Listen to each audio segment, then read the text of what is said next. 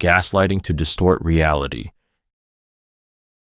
Gaslighting is one of the most insidious psychological weapons ever wielded, capable of making a person doubt their own mind, memories, and perception of reality. It is not just lying, it is a calculated erosion of someone's confidence in their own truth. At its core, gaslighting works by denying, twisting, or fabricating facts in such a convincing way that the victim begins to question their own sanity. Imagine remembering a conversation vividly, only to be told it never happened, over and over, until you start to believe you imagined it. That's the slow, poisonous magic of gaslighting. This manipulation sinks its claws into your deepest vulnerabilities.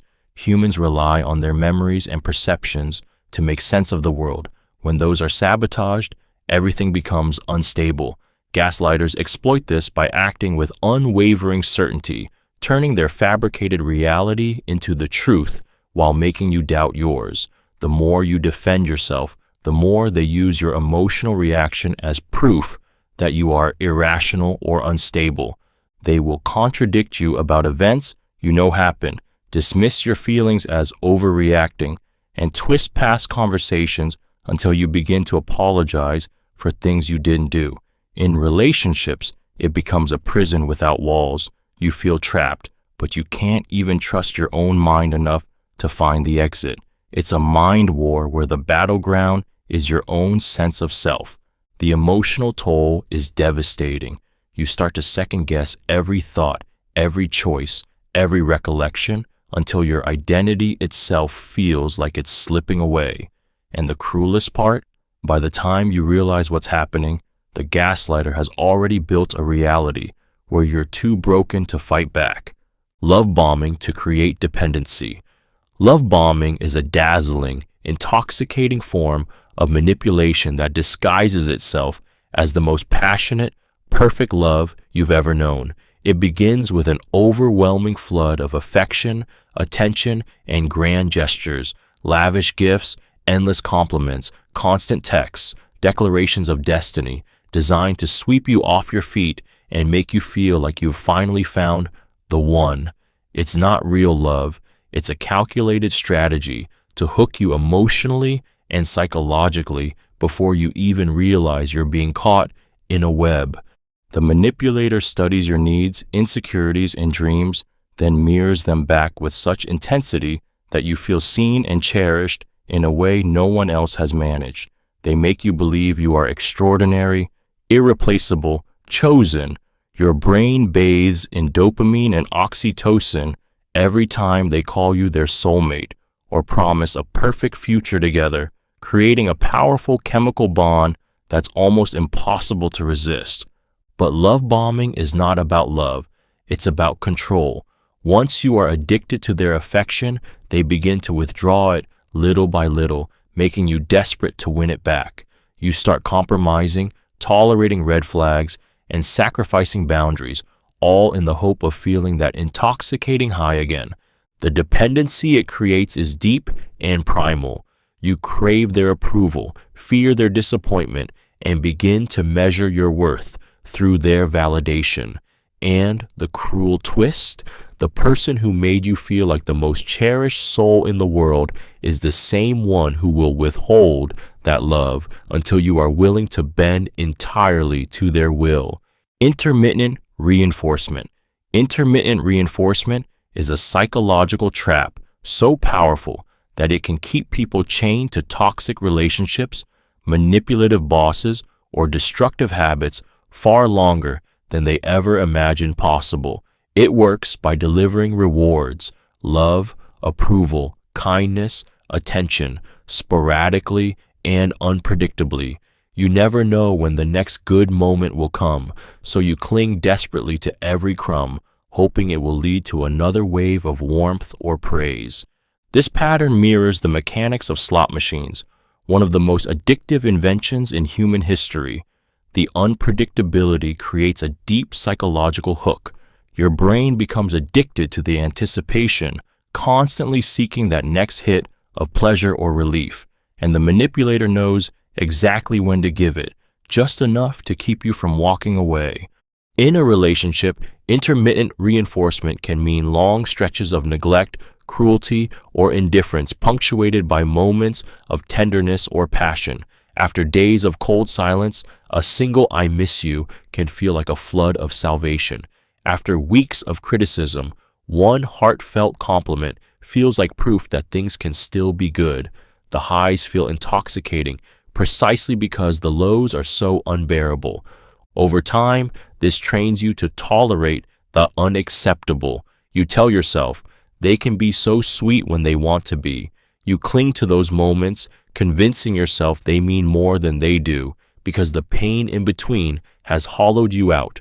And so you stay, hooked not on consistent kindness, but on the rare, unpredictable rush of relief that keeps you forever reaching for a reward that may never truly come. Silent treatment as punishment. The silent treatment is a cold, calculated form of emotional punishment that cuts deeper than most people realize. On the surface, it may seem like simply needing space, but in the hands of a manipulator, it becomes a weapon designed to control, shame, and destabilize you. By deliberately withdrawing all communication, no words, no eye contact, no acknowledgement of your existence, they create a suffocating emotional vacuum where your mind begins to spiral.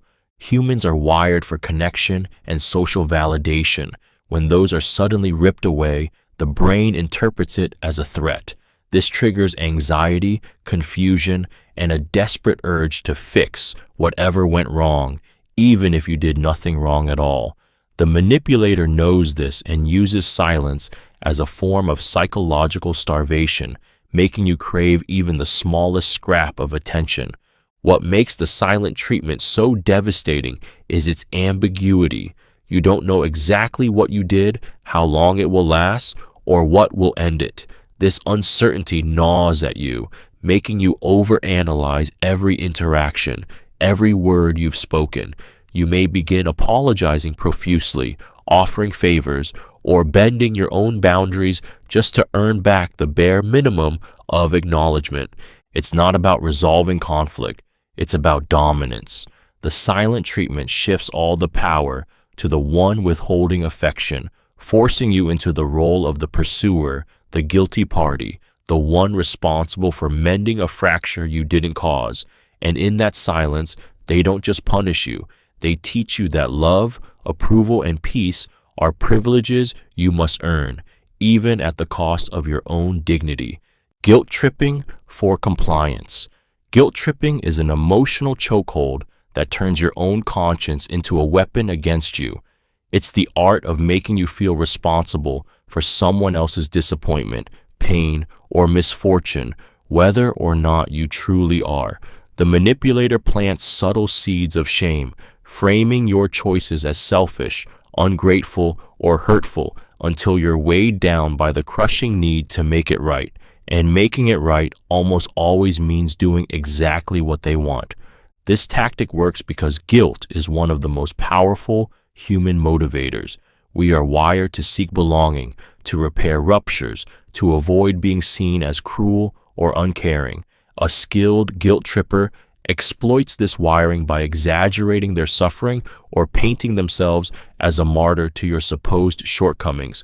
A sigh, a disappointed look, a carefully chosen phrase like, "I guess I just don't matter to you." These become invisible shackles, tightening with every beat of your heart. Over time, you learn to preemptively sacrifice your needs to avoid triggering that guilt. You start saying yes when you want to say no, apologizing for boundaries, overextending yourself to make it up to them. The manipulator doesn't have to demand anything outright. You do the work for them, driven by the unbearable weight of not wanting to be the bad person. The most sinister part is that guilt tripping rarely ends with relief. Even after compliance, the manipulator often keeps the guilt alive, subtly reminding you of your debt. It's a cycle where your kindness and empathy are twisted into tools of control, leaving you trapped in a loop of emotional servitude. Playing the victim is a manipulative tactic that weaponizes sympathy, twisting compassion into a leash. It's the art of casting oneself as the innocent sufferer, no matter the reality, in order to deflect blame, avoid responsibility, and gain power over others. This strategy preys on the natural human instinct to protect and comfort those in pain. By painting themselves as perpetually wronged, mistreated, or misunderstood, manipulators can disarm even the most guarded people and turn them into loyal defenders. The victim role is rarely random. It's crafted. They selectively reveal stories of past betrayals, failed relationships, or ongoing hardships, often embellished or stripped of context to elicit pity and create an emotional bond. They position themselves as fragile, making you feel like you must tread carefully, forgive quickly, and excuse their harmful behavior because they've been through so much.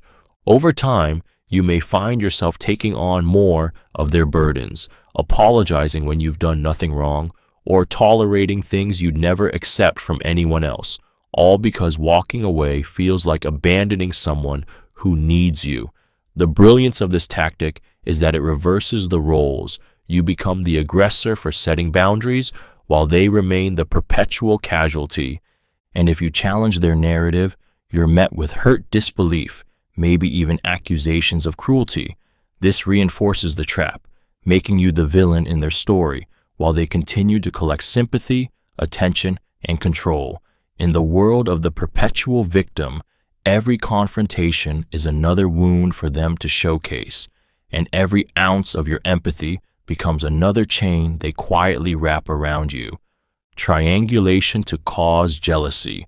Triangulation is a psychological ploy where a manipulator pulls a third person into the dynamic, whether real or imagined, to provoke insecurity, jealousy, and competition. It is a game of power disguised as casual conversation, harmless comparison, or innocent mention. But beneath the surface, its purpose is to unsettle you, make you question your worth, and force you to fight for the manipulator's attention, approval, or love. They might bring up an ex who still checks in, a coworker who really understands them, or a friend who always supports their ideas. Sometimes they don't even need another person physically present. The mere suggestion of a rival is enough to stir anxiety. This taps into a primal human fear, the fear of being replaced. That fear can be so consuming that it drives you to overcompensate, to prove yourself, to try harder to be the one they choose. The manipulator thrives in this chaos. With you off balance, they become the prize you're chasing, the one holding the power to validate your worth. Your focus shifts from questioning their behavior to questioning your own value. You might start changing how you dress, what you say, or even your core beliefs, anything to eliminate the competition. Triangulation is especially cruel because it poisons trust while making you dependent on the very person creating the insecurity. Every mention of someone else becomes a subtle reminder that your place in their life is never guaranteed. And in that constant state of rivalry, they don't just control your actions, they control your self-perception, turning love into a battlefield where they are always the victor. Fear appeal, persuasion, fear appeal. Persuasion is a manipulative technique that preys on one of the most primal forces driving human behavior, fear. At its core, it involves presenting a threat, danger, or looming consequence so vividly and convincingly that the target feels compelled to act exactly as the manipulator desires. It is not about logic or reason. It's about bypassing critical thinking entirely by activating the fight or flight response. When fear takes the wheel, rationality is shoved into the back seat. This method works because fear is one of the oldest survival mechanisms in the human brain. The moment we sense danger, whether real or imagined, our nervous system floods us with stress hormones, narrowing our focus to immediate action. Manipulators exploit this biological wiring by crafting scenarios that make you feel unsafe, unprepared, or on the verge of losing something precious. They might warn you of catastrophic outcomes if you don't comply, exaggerate risks, or paint vivid pictures of what will happen if you fail to act. In marketing, it could be a company telling you your health is in grave danger without their product. In relationships, it could be a partner threatening to leave or expose secrets unless you bend to their will. In politics, it's the endless drumbeat of us versus them to keep populations compliant. The fear doesn't even have to be real, only believable enough to trigger that primal panic. Once fear has gripped you, compliance feels like safety. And that's the trap. The manipulator positions themselves as the only one who can protect you from the danger they've made you believe in, chaining your obedience to the illusion of survival, mirroring to build false rapport. Mirroring to build false rapport is a deceptively charming manipulation that makes you feel as if you've stumbled upon a kindred spirit, someone who understands you so perfectly it feels almost fated. The manipulator studies you with precision, picking up on your speech patterns, posture, interests, and even your emotional rhythms, then reflects them back to you with uncanny accuracy. Every nod, every shared coincidence, every echoed opinion is designed to lower your guard and make you feel instantly connected. Humans are drawn to similarity. It signals safety and familiarity on a primal level. When you meet someone who seems to share your quirks, your worldview, your sense of humor, your brain floods with trust and openness.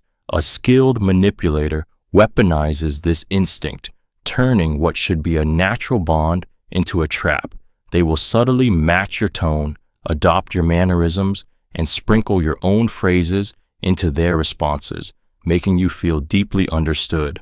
But behind this reflection is no genuine connection, only calculation. The shared passions, the aligned values, the mutual dreams are often fabrications or exaggerated to keep you hooked. Once they have earned your trust, they can more easily influence your decisions, extract personal information, or steer your emotions in ways you never saw coming. The effect is intoxicating because it bypasses skepticism. You want to believe you found someone who truly gets you. And that's the danger. By the time you realize the mirror they held up was only a mask, you've already revealed pieces of yourself that can be used to control you. Manufactured scarcity. Manufactured scarcity is the deliberate creation or illusion of limited availability to heighten desire, urgency, and compliance. It is not about something genuinely rare. It's about making you believe it is, so you feel an almost primal need to act before it's gone. This tactic manipulates one of the deepest instincts in human psychology, the fear of loss. Our brains are wired to value what is rare, and when something appears to be slipping away, our emotions override logic. The manipulator knows this and plays it like a symphony. They may hint that their time, love, or approval is in short supply, making you fight harder to earn it.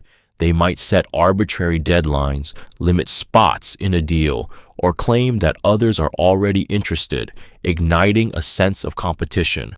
In romantic or social settings, they might talk about other potential partners or opportunities, subtly suggesting you could be replaced at any moment. This scarcity doesn't just make you want the thing, it makes you willing to compromise your standards to get it. You ignore red flags, rush decisions, and offer more than you normally would, all to secure something you believe is about to disappear. The truth is, the last chance was never real, the limited time was never ticking, and the exclusive access was always available.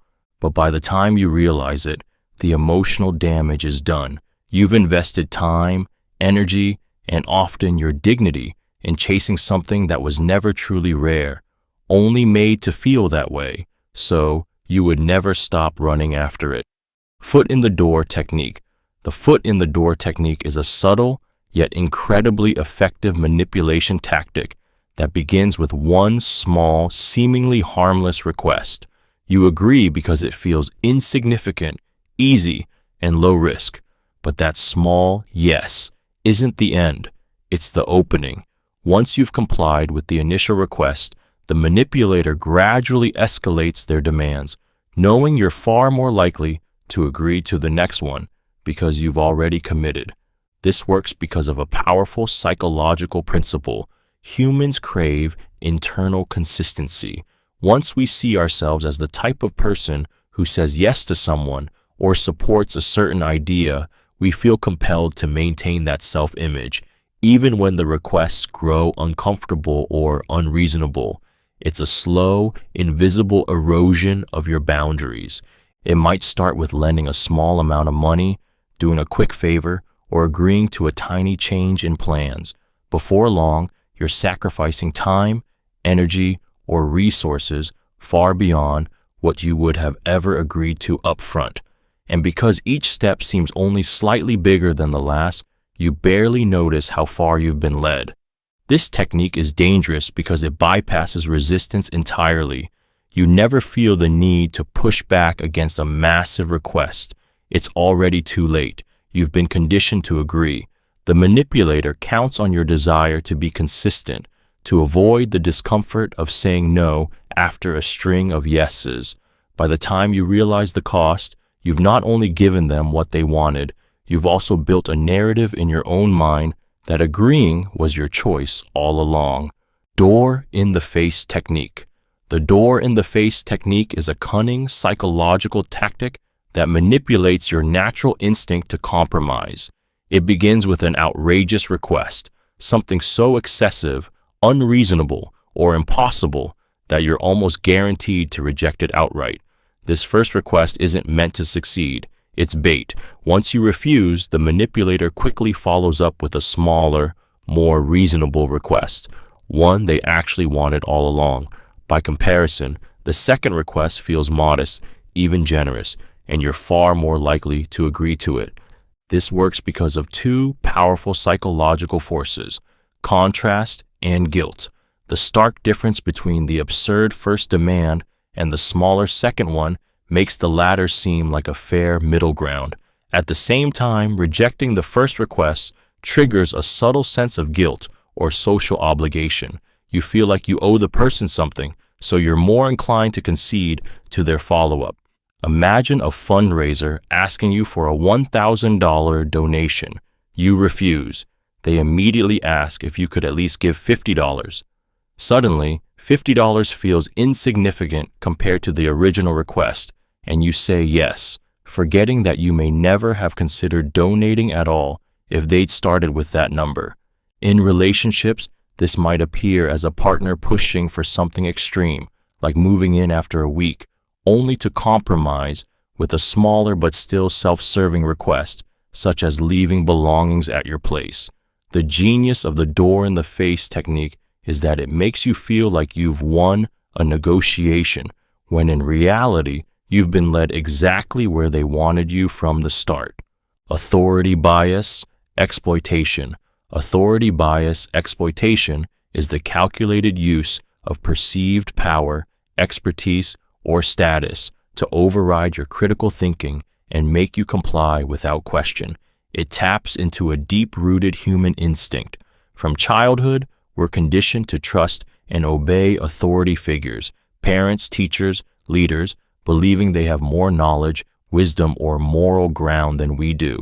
A manipulator seizes on this wiring, presenting themselves as the unquestionable expert or aligning with the symbols of power to gain instant credibility. They might flash credentials, name-drop influential connections, or adopt a commanding tone that brooks no dissent. Their appearance, posture, and speech are carefully crafted to radiate confidence and dominance, making you feel smaller, less informed, and in need of their guidance. Once that imbalance is established, your instinct is to defer, to silence your doubts, and to accept their version of reality as fact. This is why people will follow harmful orders, believe outrageous claims, or agree to things that go against their own interests, because someone with the right title, uniform, or air of authority told them to. The manipulator doesn't always need real credentials. Sometimes all it takes is the performance of authority to bend your will. The danger lies in how effortlessly this bypasses logic. You're not persuaded through reason, you're persuaded through submission to perceived rank. And by the time you start to question whether their authority is genuine, you may have already acted in ways that compromise your values, safety, or independence, all because your mind was conditioned to believe that those in power must be right. Social proof manipulation. Social proof manipulation exploits one of humanity's oldest survival instincts, the urge to follow the crowd. For thousands of years, sticking with the group meant safety, and breaking away meant danger. Today, manipulators twist that instinct into a weapon, creating the illusion that everyone is doing, believing, or supporting something, so you feel compelled to join in without questioning it. At its core, social proof is powerful because humans look to others when they're uncertain. If you see a restaurant packed with people, you assume it's good. If you hear countless glowing reviews about a product, you assume it's worth buying. Manipulators know this, and they manufacture that perception. They fake testimonials, buy followers, stage events to look popular, or surround themselves with people who validate them publicly. They flood your environment with the same message from multiple sources until it feels like common knowledge. This creates a psychological trap. The more you believe everyone thinks a certain way, the harder it becomes to oppose it. You fear looking foolish, being judged, or standing out as the only dissenting voice. The manipulator doesn't need to convince you directly. They let the weight of the majority crush your doubts for them. In personal relationships, they might casually mention how all their friends agree with their side of a story. In business, they highlight overwhelming demand that may not exist. In politics, they use staged crowds and choreographed applause to signal mass approval. The more you feel outnumbered, the more likely you are to surrender. Not because you were persuaded, but because you were hurted. And that's exactly how they like it. Isolation from support networks. Isolation from support networks is one of the most devastating and strategic forms of control because it doesn't just cut you off from people, it cuts you off from your reality. A manipulator knows that as long as you have friends, family, or colleagues who can offer perspective, comfort, and validation, their power over you is limited. So, they begin to erode those connections, often so subtly that you don't notice until you're standing alone. It can start with offhand comments about your friends. They don't really understand you like I do. Or complaints about your family. They just cause you stress. They might manufacture conflicts, stir drama, or create situations where you have to choose sides. Sometimes it's framed as love or protection. I just want you to spend more time with me. Or I don't trust how they treat you. Slowly, your world shrinks. Once you are distanced from your support network, your reality is no longer being checked against others' perceptions. Doubts, fears, and questions that friends might have reassured you about now linger unchallenged.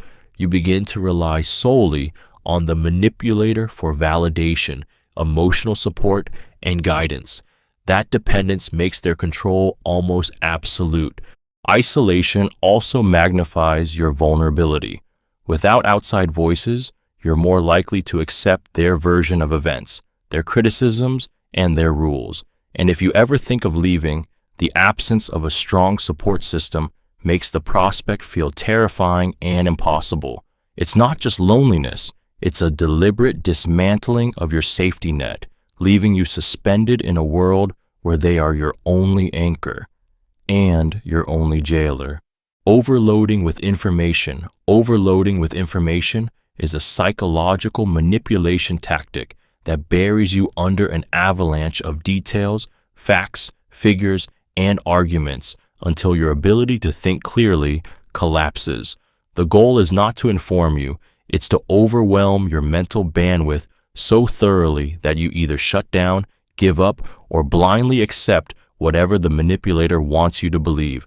It's the mental equivalent of trying to drink from a fire hose.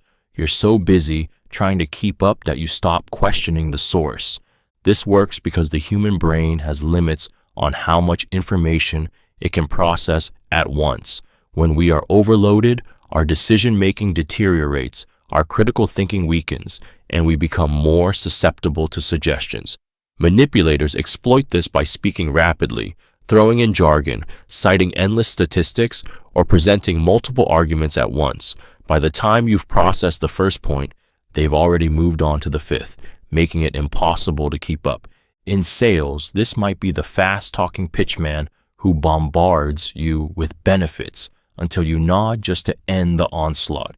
In relationships, it could be an argument where the other person floods you with past grievances, half-truths, and emotional accusations until you apologize for things you don't even remember. In politics, it's the endless spin of talking points that leave people too mentally exhausted to challenge the narrative.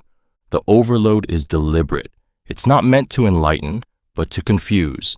And in that confusion, you're far more likely to surrender your judgment and let them think for you, mistaking mental fatigue for agreement.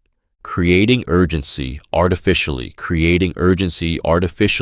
is a manipulative tactic designed to hijack your decision-making by making you believe that time is slipping away, that if you don't act now, you'll lose something forever. It's not about giving you enough space to think. It's about flooding you with fear and adrenaline so you bypass logic and leap straight into action. This technique thrives on manufacturing pressure, often through false deadlines, limited time offers, or exaggerated threats that make you feel cornered. Humans are wired to react to scarcity. In our evolutionary past, hesitation could mean missing out on vital resources. A manipulator exploits this primal wiring, creating the illusion that an opportunity is vanishing or a danger is closing in. They might tell you a deal ends tonight when it doesn't, that someone else is ready to take what could be yours, or that your inaction will lead to irreversible loss. The goal is not to inform you, it's to make you panic.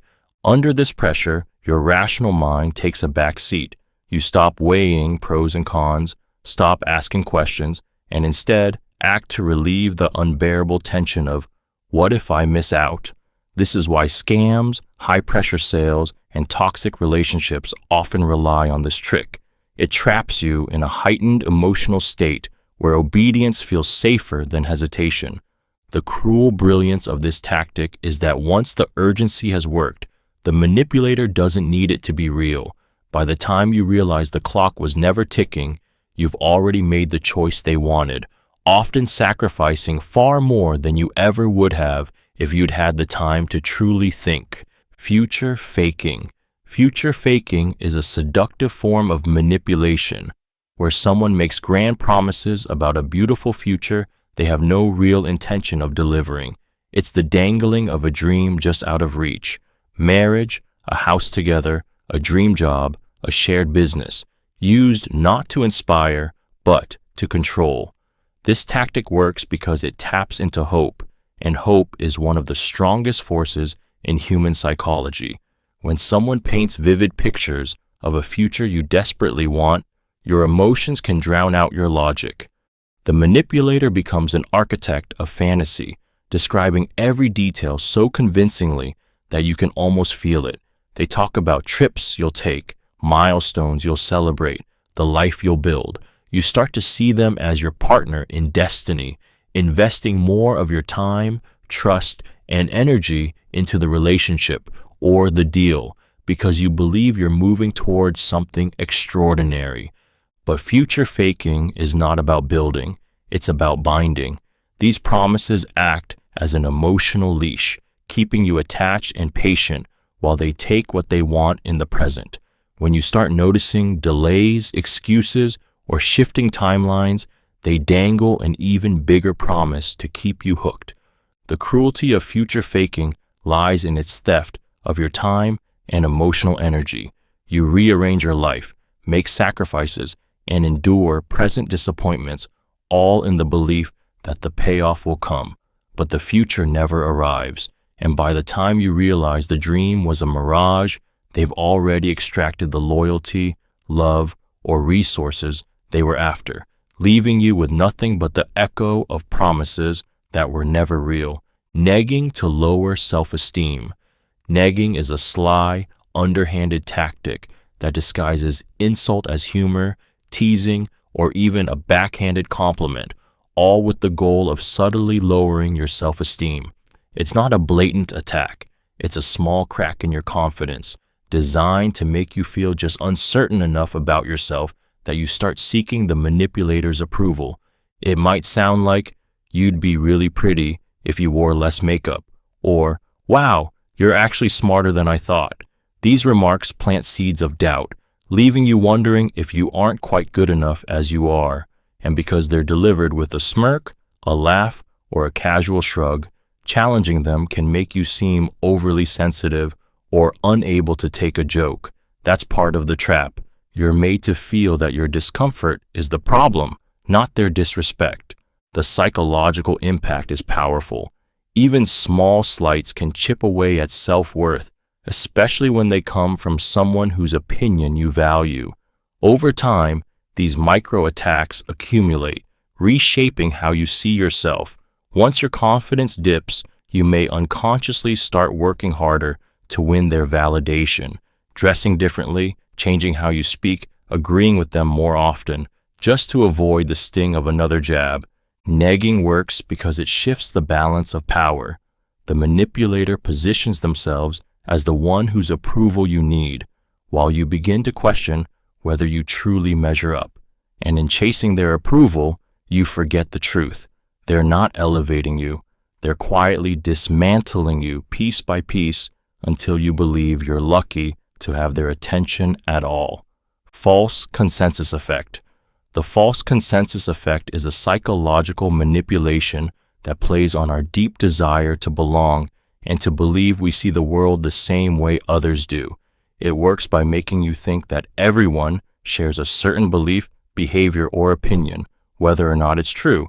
The manipulator subtly or blatantly convinces you that their perspective is the norm, and if you disagree, you're not just opposing them, you're isolating yourself from the majority. Humans are social creatures, hardwired to seek acceptance and avoid rejection. The idea that we might be alone in our views creates discomfort and fear of social exclusion. Manipulators weaponize this by framing their stance as the popular, widely accepted one, often saying things like, "Everybody thinks this," "No one disagrees with me," or "That's just how people feel." Even without proof, repetition and confidence can make it feel true. In the workplace, this might look like a boss saying, "The whole team agrees with this decision," even if they've only spoken to a few people. In relationships, it could be a partner insisting, "Any reasonable person would react this way," making you doubt your feelings. In politics, it's the constant framing of opinions as what the public wants, whether or not the data supports it. The danger is subtle. When you believe you're in the minority, you're more likely to conform, silence your objections, and adopt behaviors you might otherwise reject. The false consensus effect doesn't just bend your choices, it reshapes your reality, making you align with a majority that may never have existed at all. Repetition for belief implantation. Repetition for belief implantation is the subtle yet relentless process of feeding a message into your mind so many times that it begins to feel undeniably true, regardless of whether it's backed by evidence. It works because the human brain is wired to equate familiarity with truth.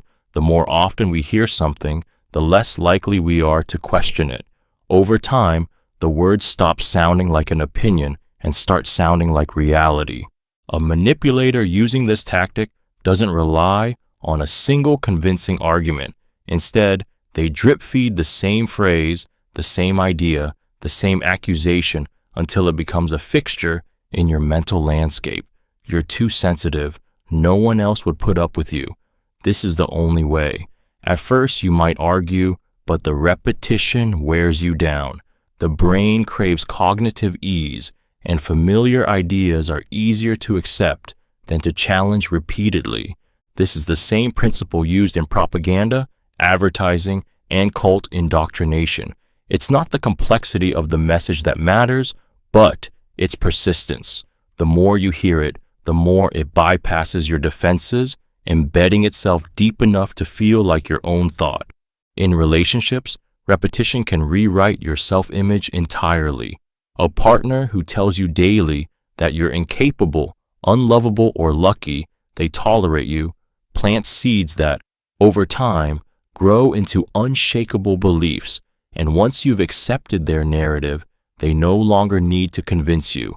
You'll do the convincing yourself, defending their lies as if they were your own truth. Conditional affection. Conditional affection is the art of making love, warmth, and approval into a reward instead of a given, turning something that should be freely given into a powerful tool of control. At first, the affection may feel genuine, smiles, praise, touch, kindness, but soon you realize it only flows when you behave exactly how they want. Any deviation from their expectations is met with coldness, criticism, or withdrawal, teaching you to shape yourself to fit their desires, just to feel cared for again. This tactic is so effective because it plays on the most primal human need, the need to be loved and accepted. When affection is withheld, it doesn't just feel disappointing, it feels like survival is at stake. You begin to see their approval as the measure of your worth, bending your boundaries and silencing your needs to avoid the pain of losing it. Conditional affection can be subtle. A partner might shower you with love when you agree with them, but grow distant when you speak up. A parent may beam with pride only when you achieve their definition of success. A boss may praise you only when you go above and beyond, making you fear doing just enough. Over time, you're trained like a puppet to perform for the reward, even if it destroys your sense of self. The real cruelty is that it's never truly about love. It's about control. You learn to chase their approval like oxygen, always hoping the next time you've earned it, they'll finally keep it coming. But they never do. And that's exactly the point. Identity erosion. Identity erosion is a slow, corrosive process where a manipulator systematically dismantles who you are, your values, your tastes, your beliefs, your boundaries, until the person you once knew as you feels like a distant memory. It doesn't happen in one explosive moment. It happens drip by drip, in ways so subtle that you barely notice the change until you look back and realize you've been rewritten. It often begins with small, seemingly harmless suggestions. You don't really like that music, do you? Or that hobby is kind of a waste of time. Over time, these suggestions become corrections, then criticisms, and eventually directives. They challenge your opinions, dismiss your dreams, and question your decisions so often that you start deferring to theirs, not because you agree, but because it feels easier than defending yourself every time. The danger is that the erosion feels like adaptation. You tell yourself you're just compromising or growing together, but in reality, you're shedding parts of yourself to fit into the mold they've created. One day you realize you've stopped wearing certain clothes, stopped speaking up about certain topics, stopped seeing certain people, not because you wanted to, but because somewhere along the way you were trained to believe those parts of you didn't matter. Identity erosion leaves you feeling hollow, dependent, and unsure of your own desires. You no longer trust your instincts because they've been overridden so many times, and that's exactly the manipulator's goal, to strip away your independence until you become a blank canvas they can paint over with their own design, leaving you unrecognizable, even to yourself. Emotional hot-cold cycles. Emotional hot-cold cycles are a form of psychological manipulation that keep you trapped in a dizzying loop of craving and confusion. The manipulator alternates between warmth, affection, and attention, the hot, and distance, indifference, or cruelty, the cold. This unpredictable shift creates a deep, emotional dependency as you begin chasing the hot moments with the same desperation as an addict chasing their next high. The power of this technique lies in its unpredictability. When affection and kindness are consistent, we feel secure, but when they're given sporadically, they become more addictive. Your brain starts associating the hot moments with relief, joy, and self-worth, while the cold moments trigger anxiety, self-doubt, and fear of abandonment. This creates a vicious cycle. The worse the cold feels, the more intoxicating the hot becomes. In romantic relationships, it might look like a partner showering you with love one week, then pulling away without explanation the next. In friendships, it's the friend who alternates between being your biggest supporter and disappearing when you need them most. In the workplace, it could be a boss who praises you publicly one day and humiliates you the next. Over time, you start to blame yourself for the cold phases, believing you must have done something wrong to lose their warmth. You become hyper-vigilant, adjusting your behavior in endless ways to try to earn the good version of them back. And that's the trap. The manipulator conditions you to accept their inconsistency, training you to fight for scraps of affection while tolerating the emotional whiplash that's slowly breaking you down. Covert intimidation. Covert intimidation is the quiet threat that slithers under your skin, a form of manipulation that doesn't scream or slam doors, but still makes you feel small, cornered, and powerless. It's the lingering stare that says more than words ever could, the offhand remark laced with just enough menace to make your stomach knot, the calculated pause before a sentence that leaves you wondering what will happen if you don't comply. Unlike open aggression, covert intimidation thrives on ambiguity. The manipulator doesn't need to raise their voice or issue a direct threat. They hint, they imply, they let your imagination do the work of scaring you into submission. Humans are wired to anticipate danger, and when fear is planted without being named, the mind fills in the blanks with the worst possible scenarios. That uncertainty is its power. They might smile while warning you, wrap a threat inside a joke, or make casual references to what has happened to people who didn't cooperate. These subtle cues bypass your logical defenses because they're not overt enough to call out without seeming paranoid, but they're potent enough to change your behavior. The effect is psychological handcuffs. You start policing your own actions, avoiding anything that might trigger the implied consequence. You might comply without being asked directly, just to keep that undercurrent of danger from rising. And all the while, the manipulator maintains plausible deniability, pretending innocence while knowing they've successfully made fear your silent companion. Passive-aggressive sabotage.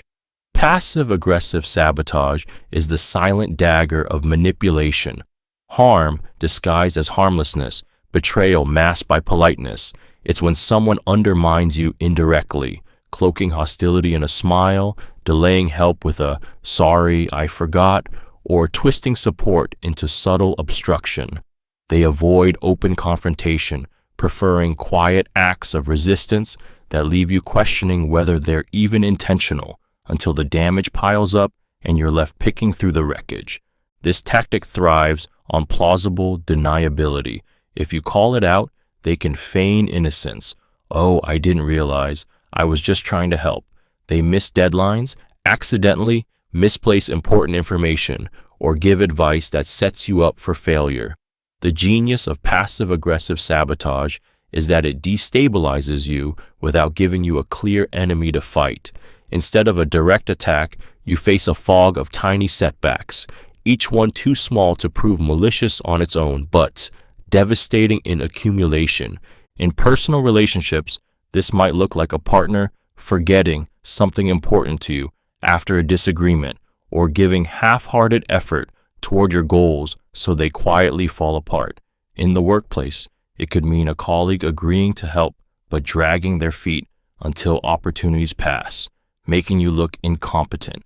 The emotional toll is corrosive because you're never sure if you're imagining it. You start double-checking everything, working twice as hard and carrying the mental load they've quietly dropped in your lap. And the more you exhaust yourself trying to compensate, the more they get exactly what they wanted. You weaken, frustrated, and too drained to realize you've been at war with a ghost.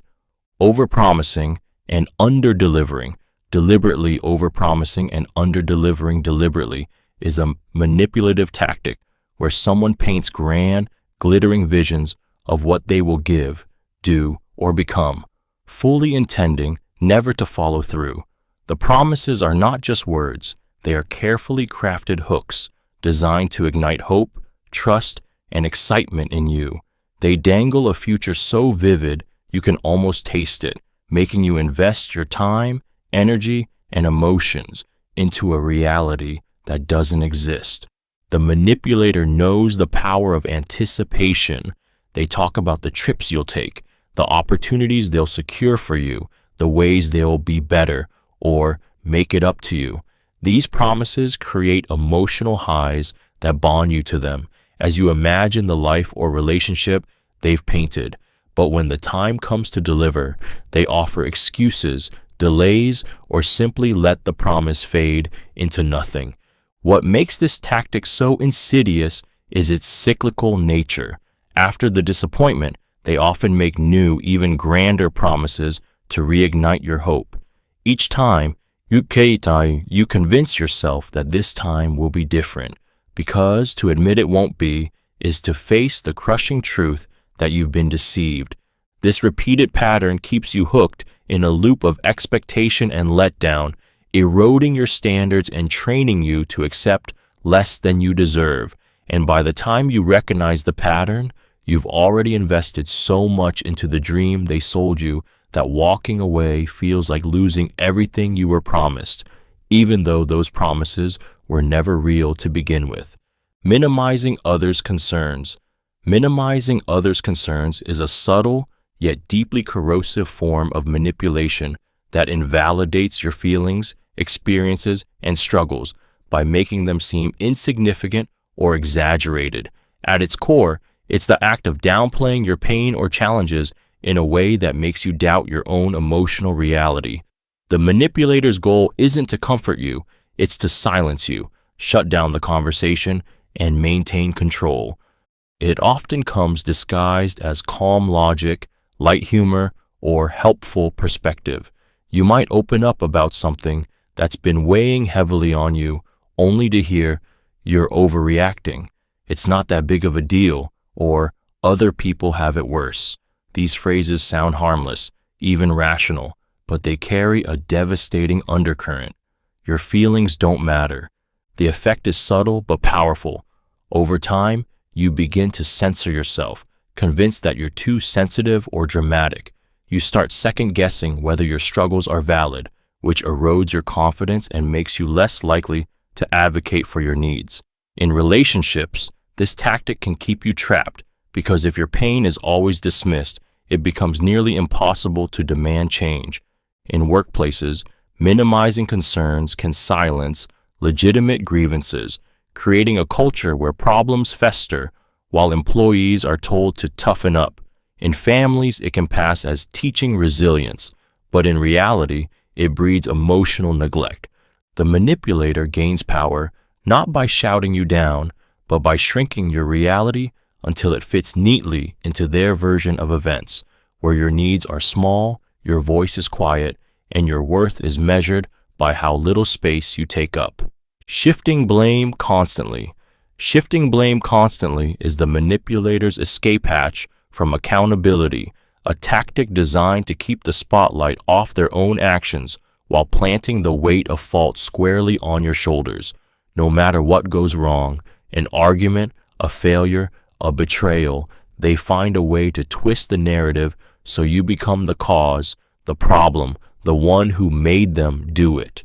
Over time, this relentless deflection erodes your ability to trust your own judgment until you start apologizing for things you didn't even do. It begins subtly, with small reframes. "I wouldn't have yelled if you hadn't provoked me. If you were more supportive, I wouldn't be so stressed." Each shift chips away at your sense of reality, making you second-guess your role in events. The manipulator's goal isn't just to dodge guilt, it's to rewrite the truth so completely that you carry the emotional and moral burden for their behavior. This tactic is particularly powerful because humans are naturally introspective. When someone we care about accuses us, our first instinct is to examine ourselves. A skilled blame shifter exploits this reflex, making self-reflection spiral into self-condemnation. You end up defending yourself against accusations so distorted you can't even prove they're false because they're built on feelings and interpretations rather than facts. The constant weight of being at fault reshapes how you see yourself. You begin to believe you are clumsy with emotions, careless with words, perpetually in the wrong, and while you're busy fixing, apologizing, and absorbing their anger, they walk away spotless, shielded by the mess they convinced you was yours to clean. Reframing narratives. Reframing narratives is the psychological art of taking a story, especially one that exposes fault, guilt, or wrongdoing, and twisting it into a version that serves the manipulator's interests. It's not just about lying, it's about reshaping the entire context so that what was once clear becomes murky, and the villain emerges looking like the hero. With careful word choice and selective detail, they turn reality into a weapon they control. This tactic works because human memory and perception are shockingly malleable. Most people don't remember events like a recording. They remember them like a story, open to editing. A skilled manipulator exploits this by emphasizing certain details, downplaying others, and introducing new facts that subtly shift the moral center of the situation. Suddenly, the wrongdoing becomes a misunderstanding. Your justified reaction becomes overreacting, and their betrayal becomes something they were forced into. In relationships, they might recast a cruel remark as just a joke, making you seem humorless for taking it seriously. In the workplace, they might frame their failure to deliver as the result of your lack of communication. In family dynamics, they might spin past neglect as tough love, or even claim they were the ones suffering most. The danger lies in how convincing this can be. Over time, if you hear their version enough, you start doubting your own memory, wondering if maybe you did misinterpret everything. And once they control the narrative, they control the outcome, because the truth doesn't matter as much as the story people believe. In their hands, the past isn't fixed, it's clay, and they'll mold it until you can't even recognize it anymore. Playing dumb strategically is a calculated manipulation tactic where someone pretends to lack knowledge, understanding, or capability, not out of ignorance, but as a way to gain an advantage. It's not genuine confusion. It's a performance designed to disarm, avoid responsibility, or lure you into doing the heavy lifting for them. By appearing harmless, clueless, or incapable, they lower your guard and shift the burden of action onto you. A manipulator might feign not knowing how to complete a task, so you'll do it for them. They might pretend they don't understand a problem to avoid taking accountability. In more subtle forms, they'll act naive in emotionally charged situations, as if they can't possibly comprehend why you're upset, forcing you to explain, justify, and even doubt your own feelings. The more you explain, the more power you unknowingly give them, because they control the pace and direction of the conversation. This tactic works because people are instinctively inclined to help those they perceive as less capable. It also shields the manipulator from blame. They can't be held accountable if they didn't know any better. Over time, playing dumb can be used to mask competence, dodge commitments, or manipulate others into underestimating them. The emotional toll comes when you realize you've been doing the work, making the decisions, and carrying the responsibility while they've maintained control from the shadows. By the time you catch on, you've not only been drained, you've also been maneuvered into believing that without you, nothing would function, which is exactly the position they wanted you in from the start. Controlling through finances. Controlling through finances is a form of psychological and practical domination that traps people in invisible chains. It happens when one person gains control over the flow of money, income, expenses, savings, and uses that power to dictate the other person's choices, freedom, and even sense of self-worth. It's not just about money, it's about stripping away independence, forcing dependence so complete that escape feels impossible.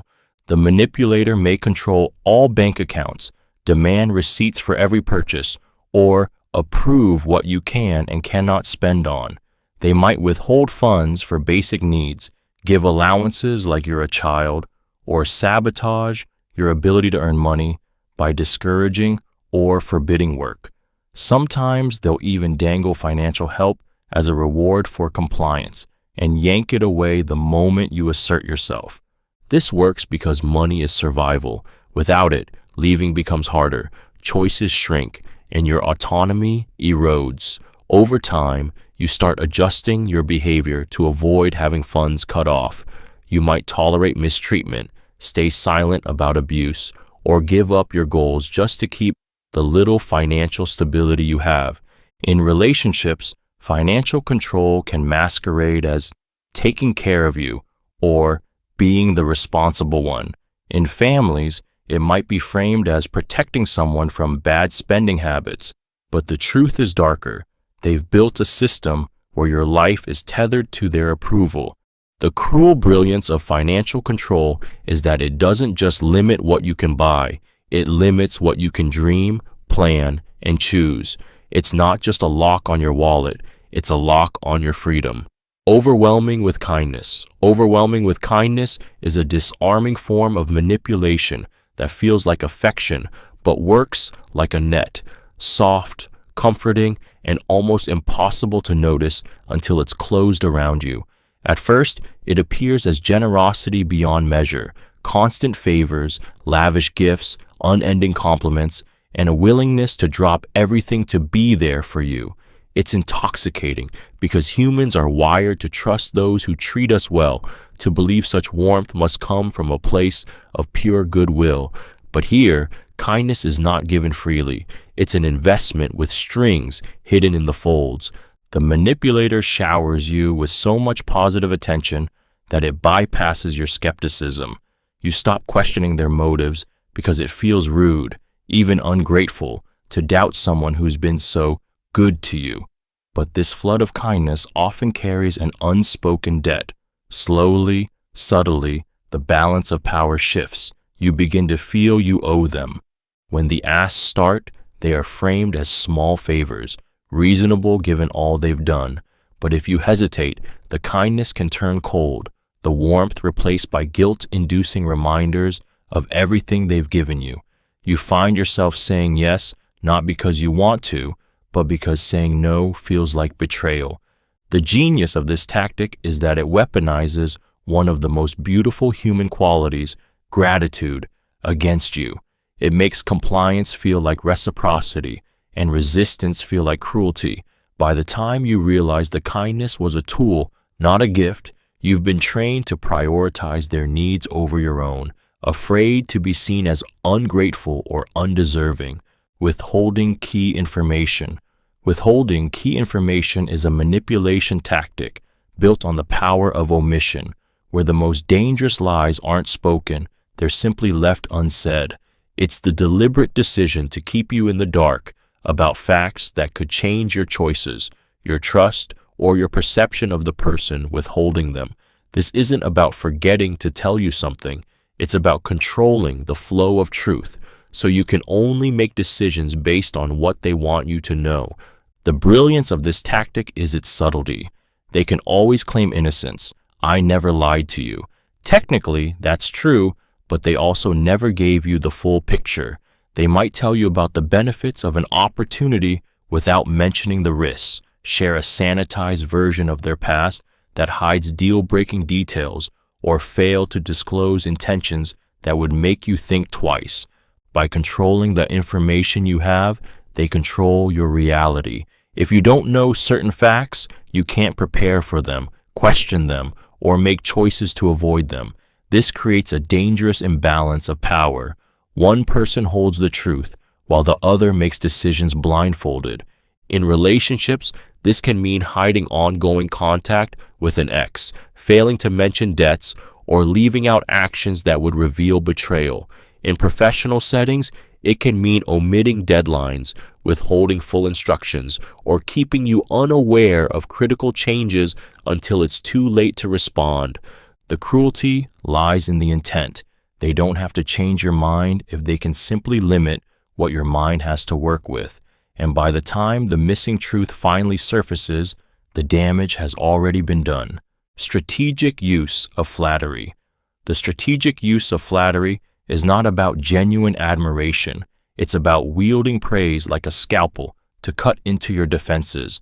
When done with manipulative intent, flattery becomes a tool to influence, distract, and gain access to your trust. It's not the casual compliment that makes you smile. It's the targeted, calculated kind that hits the exact insecurities or desires you carry, making you feel seen in a way that disarms you completely. A manipulator studies you closely, learning what you wish people notice, your work ethic, your intelligence, your creativity, your style, and then showers you with compliments that feel almost eerily specific. You're the only one who really understands this, or no one else could pull this off the way you do. These words are addictive because they validate the very parts of you that crave recognition. The moment you feel uniquely valued, your guard drops, making you far more receptive to their requests or influence. Flattery works on a psychological level because it feeds both your ego and your longing for connection. Even when you suspect it might be exaggerated, part of you wants to believe it's genuine, and the manipulator counts on that. They wrap their agenda inside the sweetness of their praise, so by the time you see the strings, you've already been pulled into their orbit. This tactic doesn't just make you like them, it makes you want to keep earning their admiration, and in chasing that next hit of validation, you may find yourself giving more, agreeing more, and questioning less, all while they quietly steer you exactly where they want you to go. Creating false dilemmas. Creating false dilemmas is a manipulative tactic that forces you into making a choice between two extremes, both of which are designed to serve the manipulator's agenda, while hiding the fact that other options exist. It's the illusion of choice, crafted to make you feel trapped. The manipulator presents the situation as if only two paths are possible, one they want you to reject and one they want you to take. By framing the conversation this way, they cut off your ability to think beyond their narrow, self-serving narrative. This works because human decision-making is heavily influenced by framing. When we believe the options are limited, we instinctively focus on choosing the lesser evil instead of questioning the premise altogether. The manipulator uses urgent language, moral pressure, or fear to make you feel as though a decision must be made immediately, and that choosing anything outside their presented options is foolish, dangerous, or impossible. In relationships, it might sound like, either you agree with me or you don't care about us. In the workplace, it could be, we either do it my way or the whole project fails. In politics, it's often, you're either with us or against us. Each scenario pushes you into a mental corner where the only reasonable choice is the one that benefits them. The power of the false dilemma lies in its ability to control your perception before you even start thinking. It doesn't just manipulate your decision, it manipulates the very boundaries of what you believe is possible. Inducing learned helplessness. Inducing learned helplessness is a psychological breaking process that strips you of the belief that your actions can change your circumstances.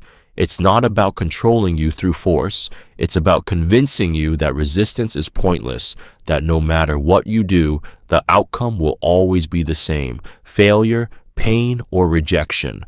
Over time, you stop trying altogether, surrendering your power willingly, because you've been conditioned to believe you never had any. This tactic unfolds slowly. The manipulator places you in situations where your efforts are repeatedly met with dismissal, punishment, or sabotage. You try to fix the relationship, meet their expectations, or assert your boundaries, only to be met with criticism, mockery, or more impossible demands. Each failed attempt chips away at your sense of agency. The emotional impact is devastating. At first, you push harder, thinking you can earn their approval if you just work more, love more, give more. But the rules keep changing, the goalposts keep moving, and nothing you do ever seems good enough.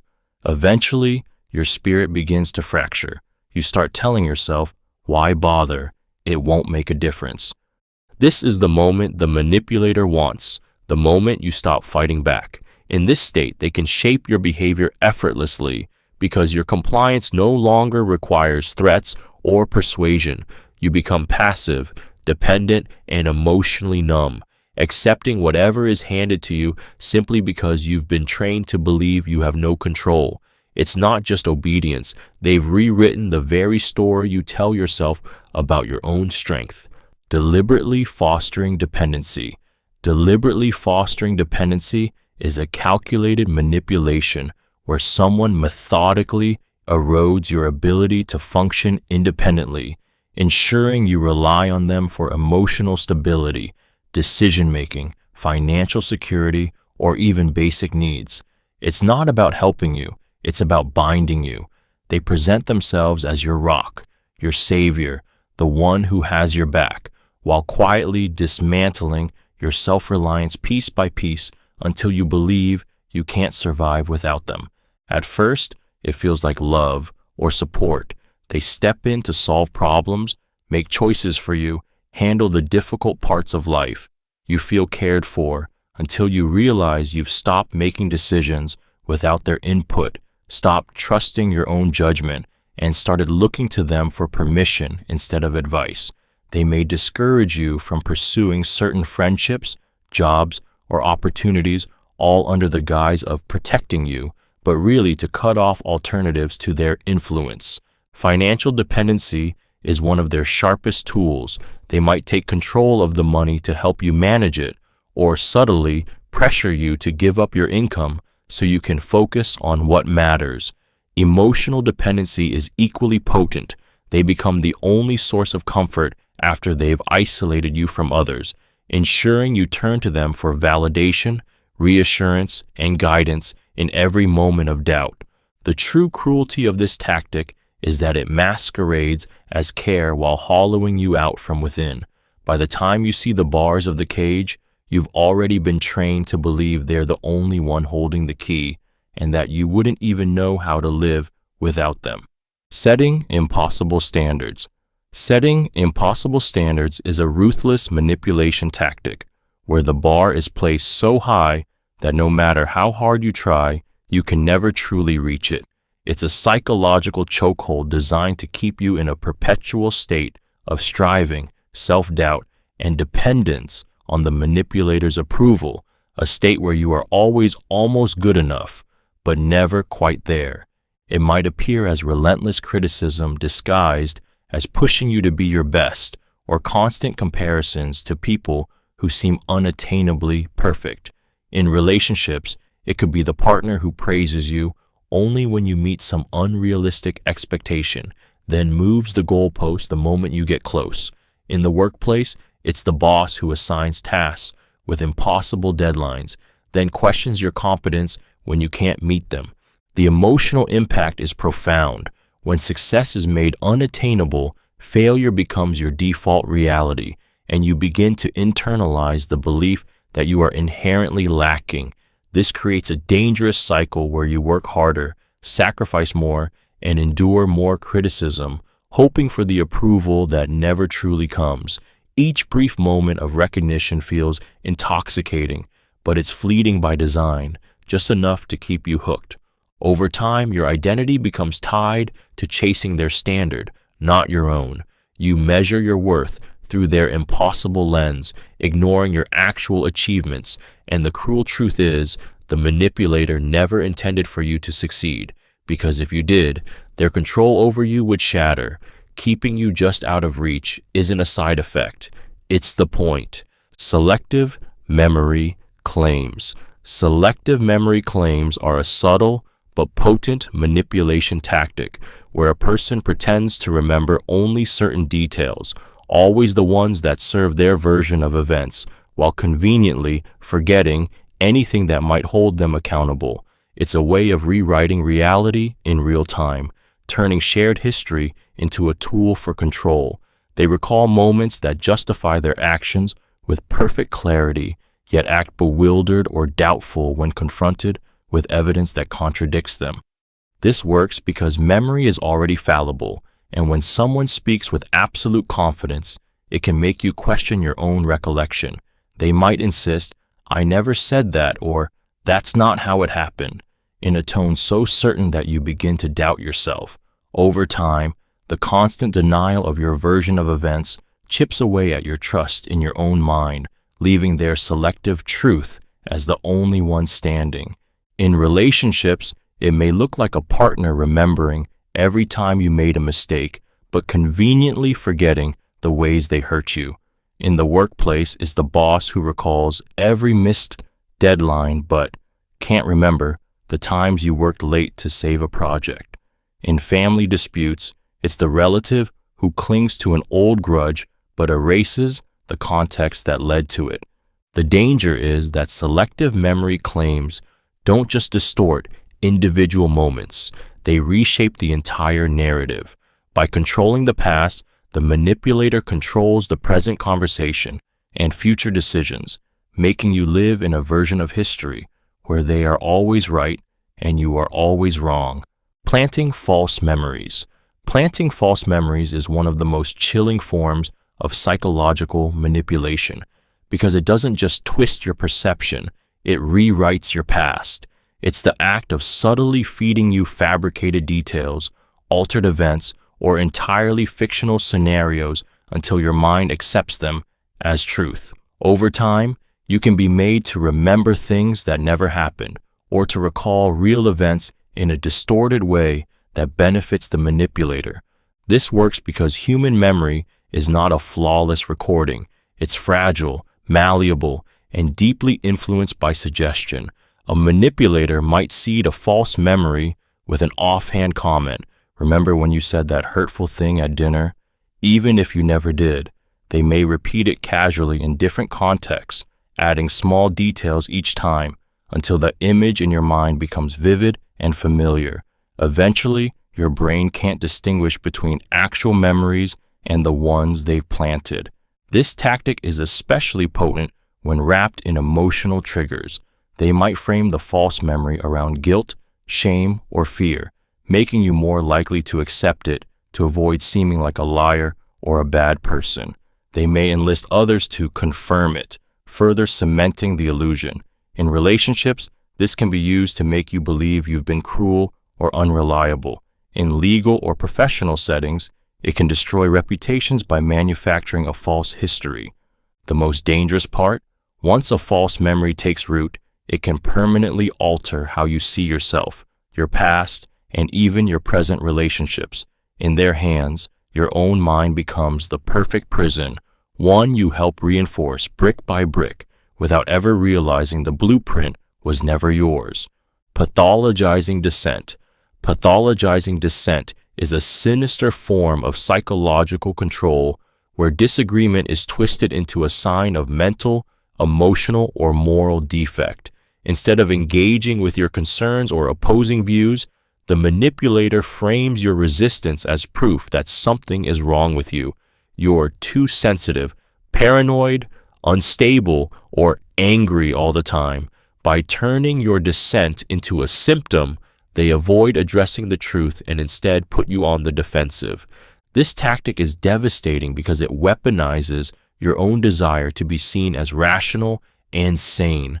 When someone tells you your perspective is invalid because you're overreacting or imagining things, it creates a deep self-doubt. You start questioning whether your feelings are justified, whether your memory is accurate, whether your perception is trustworthy. the conversation shifts away from the issue itself and becomes about your supposed flaws or mental state. Pathologizing dissent is common in toxic relationships, authoritarian workplaces, and even cult-like environments. Leaders or partners use it to delegitimize criticism and maintain absolute control, because if they can convince you and others that your disagreement stems from something wrong with you, then they never have to confront the validity of your point. The cruelty of this tactic is that it isolates you. Others may begin to view you through the manipulator's lens, treating your concerns as overblown or irrational. And once you start believing that narrative yourself, your ability to resist, speak up, or even trust your own instincts begins to crumble. You're left trapped, not just silenced, but convinced that maybe you should be. Twisting words to change meaning. Twisting words to change meaning is a psychological manipulation tactic that weaponizes your own language against you. It happens when someone deliberately distorts what you've said, altering context, exaggerating, or stripping away nuance until your original message becomes something entirely different, often something damaging or self-incriminating. It's not about misunderstanding. It's about intentional misrepresentation to gain the upper hand in an argument, shift blame, or control the narrative. This tactic works because humans instinctively feel the need to defend themselves when accused or misrepresented. The manipulator counts on this, knowing that the moment you start clarifying or justifying your words, the conversation shifts away from their behavior and onto your mistake. They might claim you said something you didn't, interpret your words in the worst possible way, or take a small comment out of context to make you appear cruel, selfish, or irrational. In relationships, it could look like you saying, "I need more space," and them twisting it into, "You just admitted you don't care about me." At work, you might point out a problem, only for your boss to claim you called the entire team incompetent. In friendships, you might express a boundary, and they'll spin it as you being controlling or unreasonable. Over time, twisting your words erodes your confidence in communicating at all.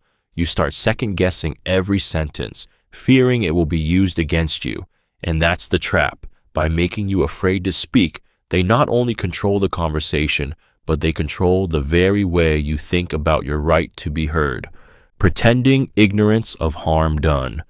Pretending ignorance of harm done is a manipulation tactic that hides cruelty behind a mask of innocence. The manipulator acts as though they have no idea their actions hurt you, even when the evidence is undeniable. They feign confusion, claim they didn't mean it like that, or suggest you're reading too much into it. By doing so, they dodge accountability while subtly making you feel overly sensitive, unreasonable, or even guilty for bringing it up. This tactic is effective because it exploits empathy. Most people want to believe that harm was unintentional, so when someone insists they didn't know, you're more inclined to give them the benefit of the doubt. The manipulator uses this to reset the emotional balance in their favor, avoiding consequences while keeping you stuck in the role of the overreactor. In relationships, it might be the partner who makes a cruel joke at your expense, then claims they were just kidding when you express hurt. In families, it could be a parent who repeatedly crosses boundaries, then acts baffled when confronted. In the workplace, it's the colleague who undermines you and later says they didn't realize it would affect your reputation. Over time, pretending ignorance forces you into the exhausting position of having to repeatedly explain why something was harmful. You begin to doubt whether speaking up is worth it, which gives them a free pass to keep doing it. And the most chilling part, they often know exactly what they've done. The act of ignorance isn't weakness. It's a strategy to make you question whether you have the right to hold them accountable at all. Using euphemisms to hide truth. Using euphemisms to hide truth is the subtle art of dressing ugly realities in soft, harmless-sounding words so the sting of truth is dulled or disappears entirely. It's not an outright lie, it's a linguistic disguise.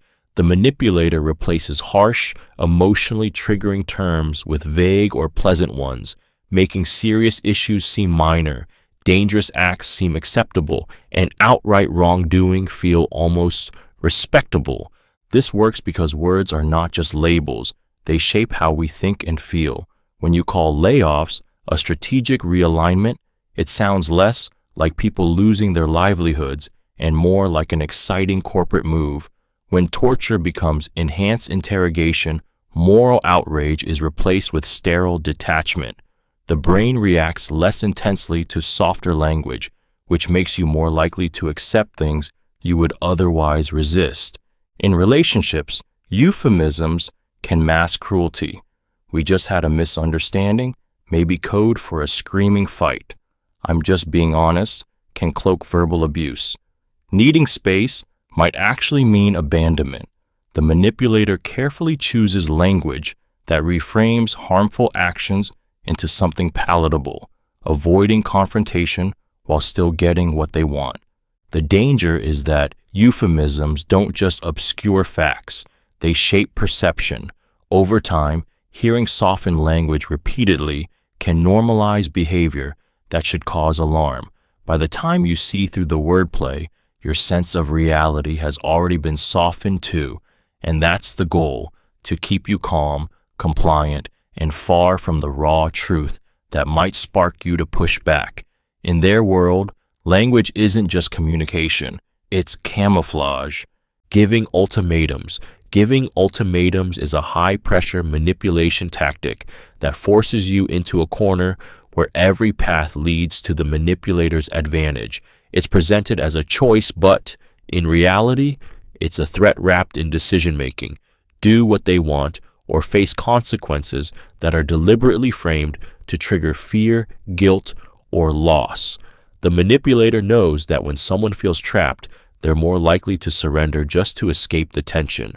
Ultimatums are rarely about healthy boundaries. They're about control.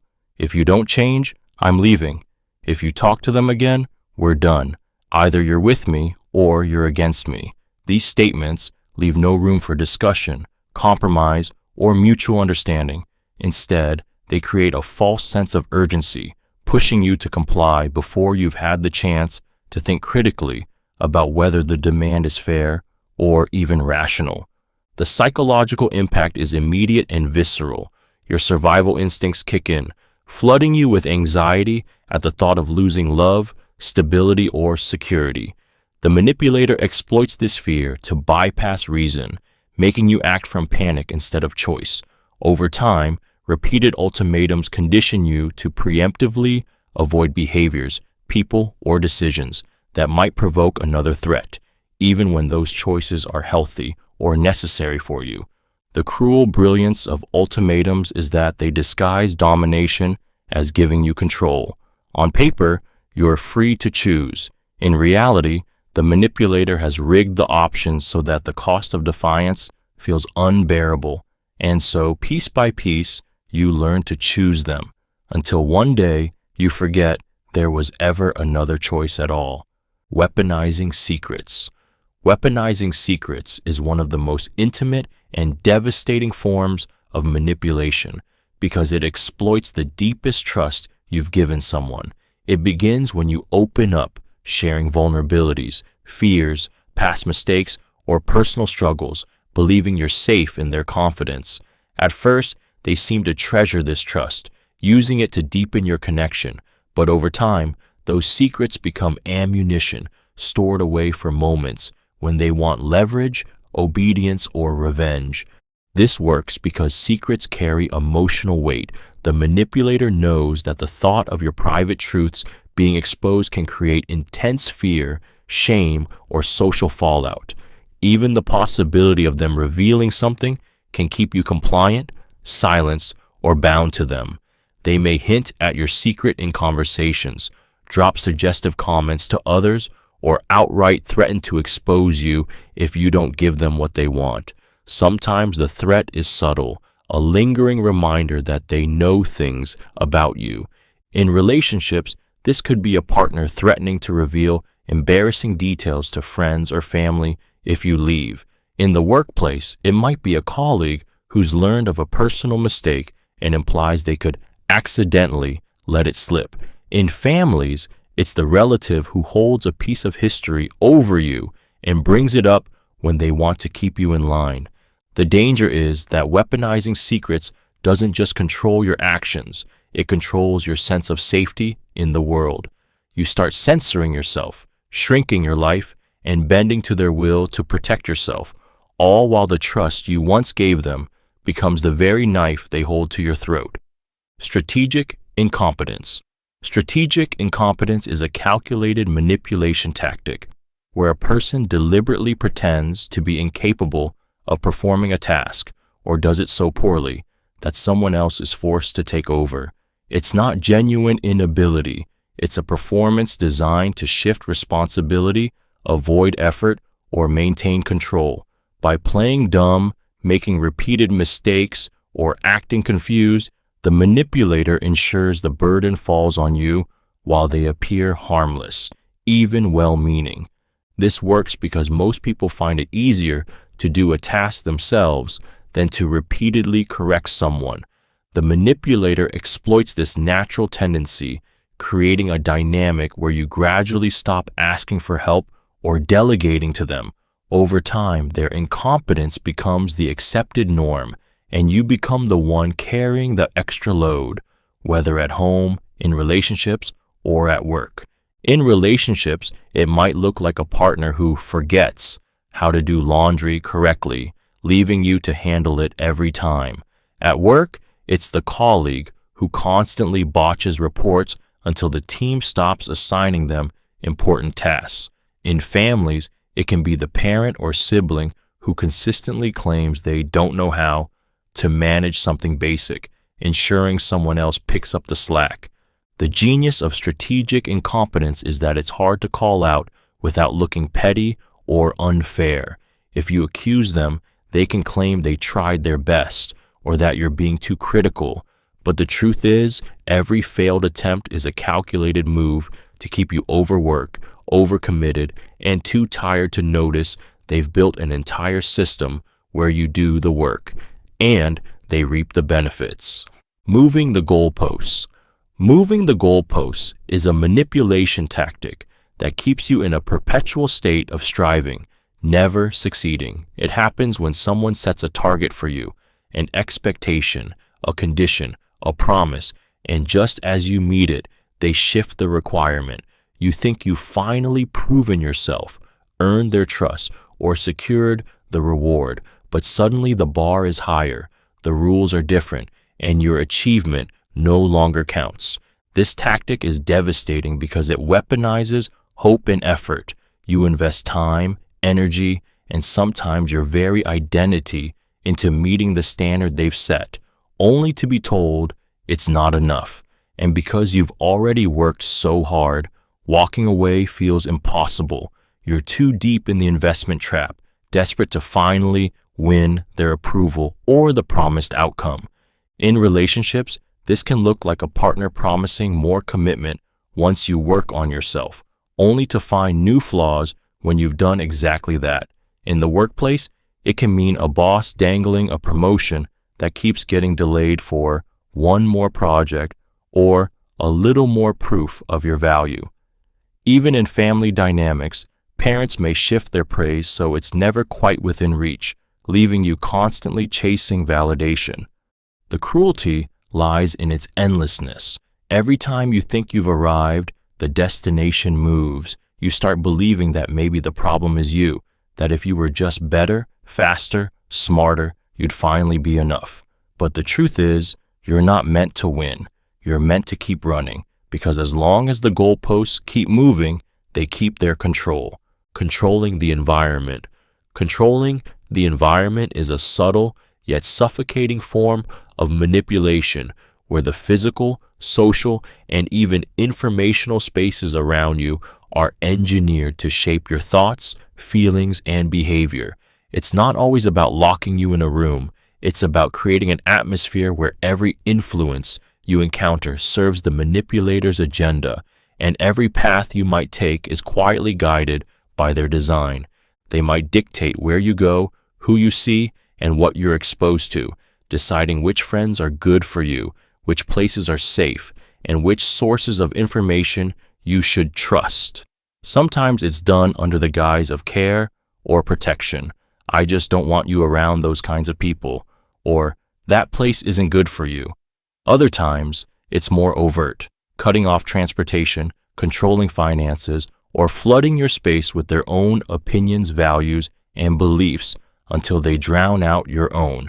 This tactic works because our surroundings heavily influence how we think and act.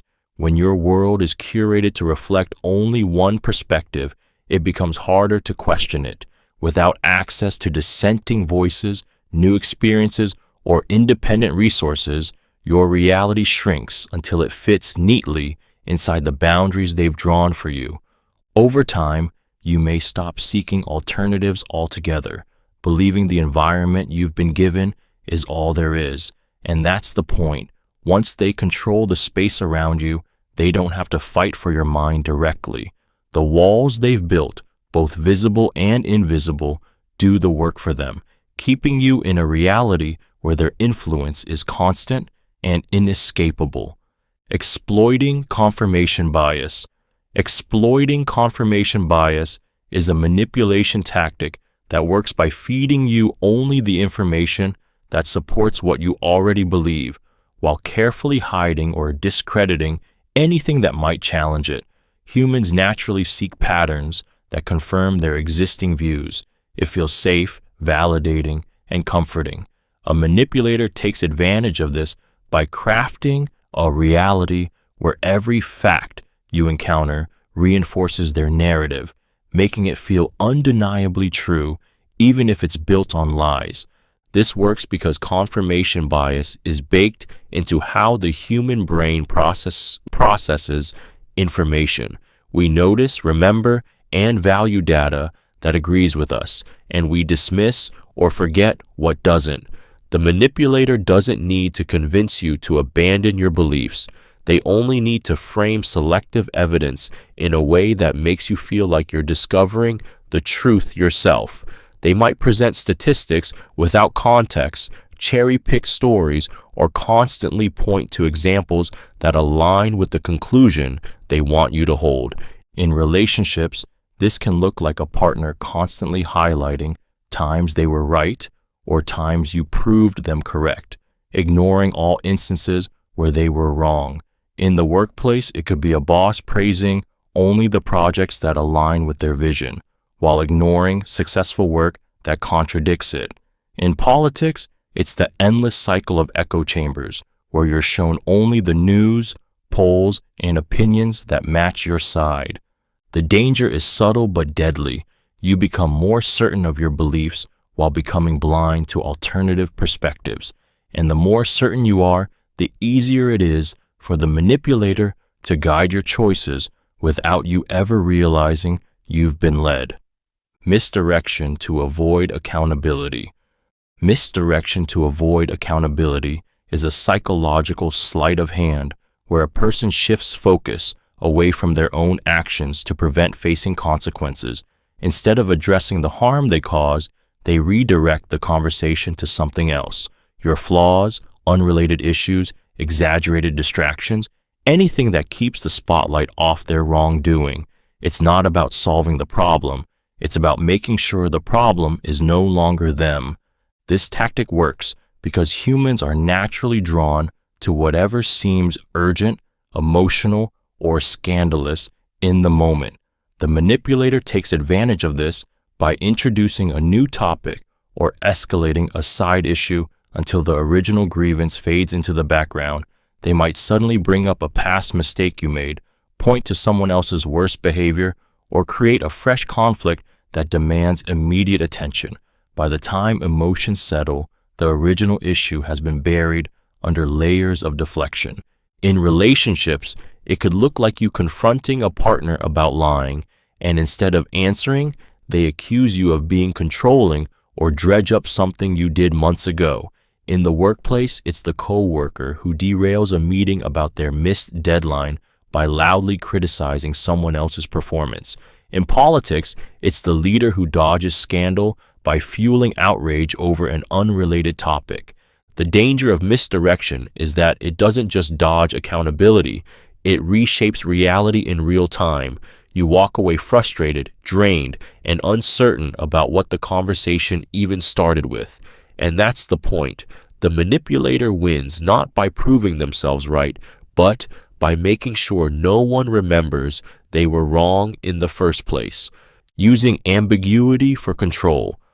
Using ambiguity for control is the deliberate act of keeping rules, expectations, and intentions vague so that power always stays in the manipulator's hands. It's not about clarity, it's about confusion.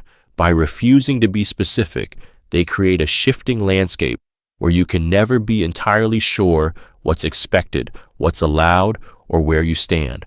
This uncertainty forces you into a constant state of second guessing, making you easier to influence and harder to challenge. The brilliance of ambiguity is that it makes failure inevitable because the rules can change at any moment. A boss might give you an unclear project description, then criticize you for not delivering what they meant. A partner might say they want more effort without ever defining what that means, leaving you chasing a moving shadow of approval. If you confront them, they can always claim you misunderstood or overreacted, keeping you on the defensive. Ambiguity also provides cover for manipulation. They can commit to something without really committing, promising we'll see instead of yes, or using phrases like in the future without a timeline. This keeps you invested without guaranteeing anything in return. And when they break these vague promises, they can always say you read too much into it. The emotional toll is corrosive. You begin to overanalyze every word, every gesture, desperate to decode hidden meanings. You may even start policing your own behavior in ways that benefit them, without them having to ask. And that's the genius of it. In a fog of uncertainty, the one holding the flashlight decides what's real, what's right, and what's worth fighting for. Pretending moral superiority. Pretending moral superiority is a manipulation tactic where someone positions themselves as the ethical high ground, the righteous one, the virtuous one, so that any disagreement with them feels like a moral failing on your part. It's not about genuinely holding strong values. It's about weaponizing those values to shame, control, and silence you. When they speak, it's not just opinion. It's presented as the right thing, the only thing a good person could agree with. They may highlight their own integrity or selflessness while subtly or blatantly implying that you fall short. They frame your choices as selfish, immature, or harmful, while theirs are painted as noble sacrifices. This puts you in a no-win situation. Agree with them and submit to their control, or disagree and risk being cast as morally flawed, cruel, or uncaring. This tactic is especially powerful because most people want to see themselves as good and decent. The manipulator exploits that desire, using it to steer your behavior without ever having to make a direct demand. You might find yourself apologizing for choices you have every right to make, overcompensating to prove you're not the bad person they subtly suggest you are. Over time, their supposed moral high ground becomes a cage. Every action you take is weighed against the fear of being judged or shamed, and their values begin to override your own. The truth is, pretending moral superiority isn't about values at all. It's about power. And when someone controls the moral narrative, they don't just influence your choices, they redefine what you believe makes you worthy in the first place. Forced confessions. Forced confessions are a psychological weapon used to break down a person's sense of autonomy and rewrite the truth in the manipulator's favor. This tactic involves pressuring, intimidating, or emotionally cornering someone into admitting to something, whether or not it's true, until the victim begins to question their own innocence. The goal isn't justice or resolution, it's submission. The manipulator wants your agreement, your compliance, and your surrender, not the actual truth. This works because human beings are wired to seek relief from tension and conflict. When someone relentlessly accuses you, interrogates you, or floods you with emotional guilt, the mental strain becomes unbearable. Eventually, confessing, whether the accusation is real or not, feels like the only way to end the torment. The manipulator may yell, cry, withdraw affection, or use silence until you break. They might present fabricated evidence or twist past events until you feel cornered, doubting your own memory and judgment. In relationships, it can be a partner demanding you admit to feelings or actions you never had simply to stop the emotional punishment. In workplaces, it's a boss insisting you own up to a mistake you didn't make so they can avoid blame. In families, it's a parent pressuring a child to confess to misbehavior as a show of obedience, not truth. The damage of forced confessions goes beyond the moment. It rewires how you see yourself. Once you've spoken the words, even under pressure, a seed of doubt can take root. What if they're right? That's the manipulator's ultimate victory, making you carry a guilt that was never yours to begin with. Public shaming. Public shaming is a weaponized form of humiliation where a person uses the gaze of others as a tool to control, punish, or break you down. It works by dragging your mistakes, real, exaggerated, or entirely fabricated, into the open, ensuring that your embarrassment is amplified by the collective eyes of a group. The manipulator doesn't just want you to feel guilty, they want you to feel small, exposed, and powerless in front of an audience. This tactic is devastating because humans are hardwired to fear social rejection. For much of human history, being cast out by the group meant losing safety, resources, and survival. That primal fear still lingers in us today, making public humiliation feel like an existential threat. The manipulator exploits this fear to make you submit, comply, or retreat without a fight. In relationships, public shaming might be a partner mocking your insecurities in front of friends under the guise of just joking. In the workplace, it can be a boss calling you out in a meeting for a mistake instead of addressing it privately. In schools, it's the teacher who ridicules a student for not knowing the answer, knowing the sting will silence them for a long time. The power of public shaming lies in its lingering effect. Even after the moment passes, the memory festers, and you begin policing yourself to avoid future humiliation. This self-censorship gives the manipulator exactly what they want: control over your actions, thoughts, and voice, not through reason, but through the threat of turning your next misstep into a public spectacle. Divide and conquer tactics. Divide and conquer tactics are a ruthless form of manipulation that destroy unity by turning people against each other, ensuring the manipulator remains in control. It's the calculated act of sowing mistrust, jealousy, or rivalry between individuals or groups who might otherwise stand together. By keeping potential allies fractured, the manipulator eliminates the possibility of being challenged, questioned, or overpowered. This tactic works because human beings are social creatures who crave belonging, but we're also prone to insecurity and competition. The manipulator exploits these tendencies, whispering selective truths, half-lies, or outright fabrications to each side, ensuring everyone sees the other as a threat or obstacle. They may exaggerate someone's flaws, misquote conversations, or accidentally let slip that others are talking behind your back. Slowly, bonds weaken, suspicion grows, and people stop trusting one another. In workplaces, this can mean pitting employees against each other for promotions, making each believe the other is the boss's favorite. In families, it can mean favoring one child over another, creating decades-long resentments. In friendships or social circles, it might mean telling each person a slightly different version of events, so neither trusts the other's account. The genius and cruelty of divide and conquer is that the manipulator rarely has to get their own hands dirty.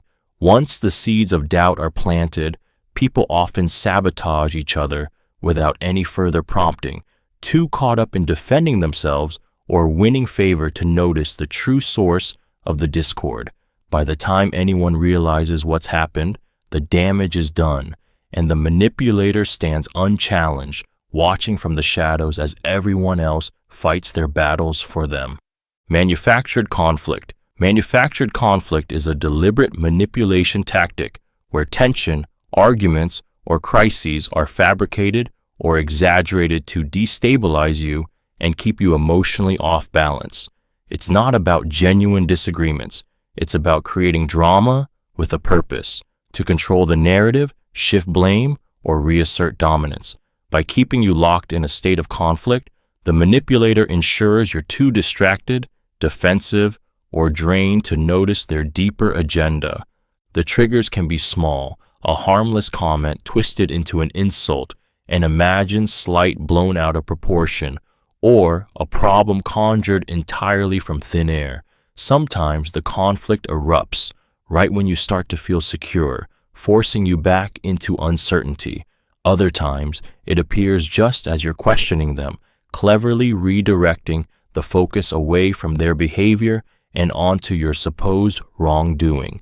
Manufactured conflict works because humans are wired to resolve tension. You may find yourself scrambling to defend your intentions, calm their anger, or repair a relationship you didn't actually damage. This shifts the power dynamic in their favor. They become the wrong party, and you become the one fighting to make amends. Over time, these false battles wear you down. You begin to tiptoe around them, censoring yourself and avoiding anything that might spark another explosion. The manipulator thrives in this chaos because it keeps you reactive instead of proactive, constantly managing their moods instead of questioning their control. In a world of manufactured conflict, peace is never the default.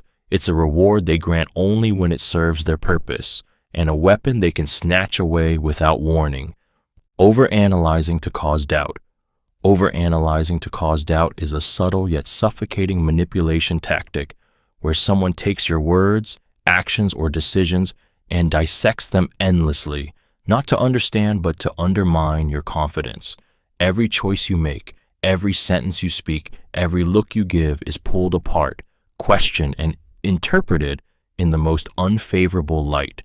The manipulator's goal is to make you second-guess yourself so much that you start relying on them for clarity, validation, and guidance.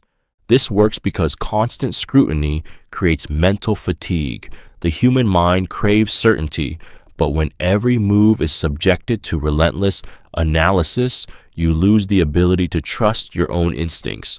They might repeatedly ask, "But what did you really mean by that?" Or, "Are you sure that was the right decision?" until your own memory and reasoning feel shaky.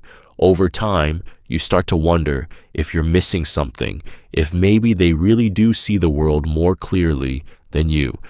In relationships, this might look like a partner endlessly dissecting your tone of voice or the wording of a text, insisting there's hidden meaning behind it. In the workplace, it could be a manager questioning every minor choice until you feel incompetent. In friendships, it's the person who turns casual conversations into interrogations that leave you doubting yourself for days.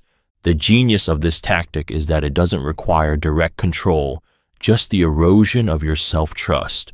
Once you start believing that you can't interpret your own actions accurately, you become dependent on their version of reality, even if it's twisted to serve them. Overexposure to distressing images. Overexposure to distressing images is a psychological manipulation tactic that bombards you with shocking, graphic, or emotionally charged visuals until your perception of reality shifts. The goal isn't just to inform or warn, it's to overwhelm your senses, bypass your rational thinking, and keep you in a heightened state of fear, anger, or despair.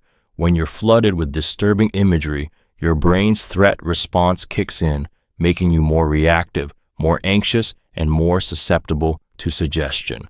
This tactic works because humans are visual creatures, and our emotional brain responds to images faster than our rational mind can process them.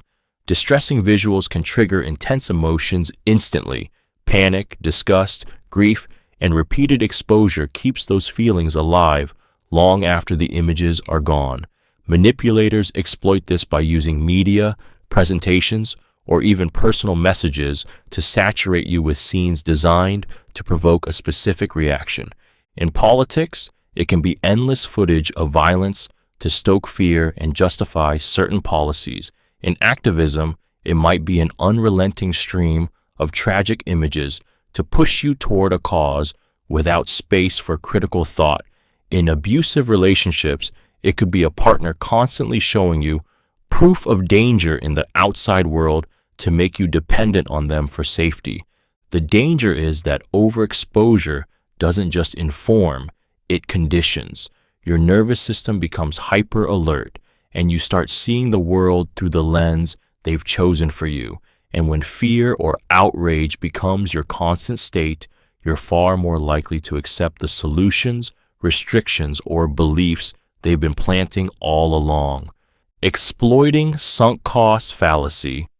Exploiting the sunk cost fallacy is the manipulator's way of chaining you to something harmful by using your own past investment against you. The sunk cost fallacy is a mental trap where the more time, money, effort, or emotion you've already poured into something, the harder it becomes to walk away, even when it's clearly no longer serving you. The manipulator knows this, and they feed it, ensuring you stay committed far beyond reason. They remind you of everything you've already put in, framing leaving as throwing it all away. In a toxic relationship, they might say, "After all we've been through, you're just going to give up." In a business deal, they might push you to finish what you started, despite mounting losses. The underlying message is always the same. Walking away means all your effort was wasted, so you should keep going, no matter how bad it gets. This works because humans are wired to avoid loss, often more than we seek gain. We hate the idea of wasted effort, so we double down, hoping our investment will eventually pay off. The manipulator exploits this hope, dangling small promises of improvement, occasional wins, or symbolic gestures to keep you hooked. The cruelty of this tactic is that it turns your loyalty, perseverance, and dedication, qualities you might be proud of, into shackles. You keep giving, keep enduring, keep waiting for the turning point that never comes. And by the time you realize the only thing keeping you there is the weight of what you've already given, you've often sacrificed far more than you ever intended to lose. Exaggerating consequences. Exaggerating consequences is a fear-based manipulation tactic where the potential outcome of your choices is blown wildly out of proportion to keep you compliant.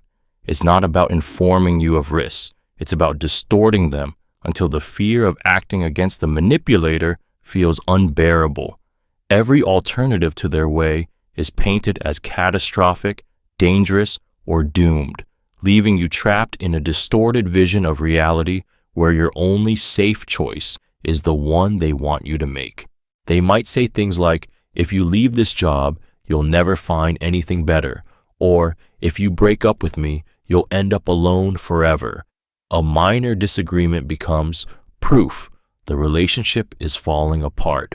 A small mistake becomes a career-ending disaster.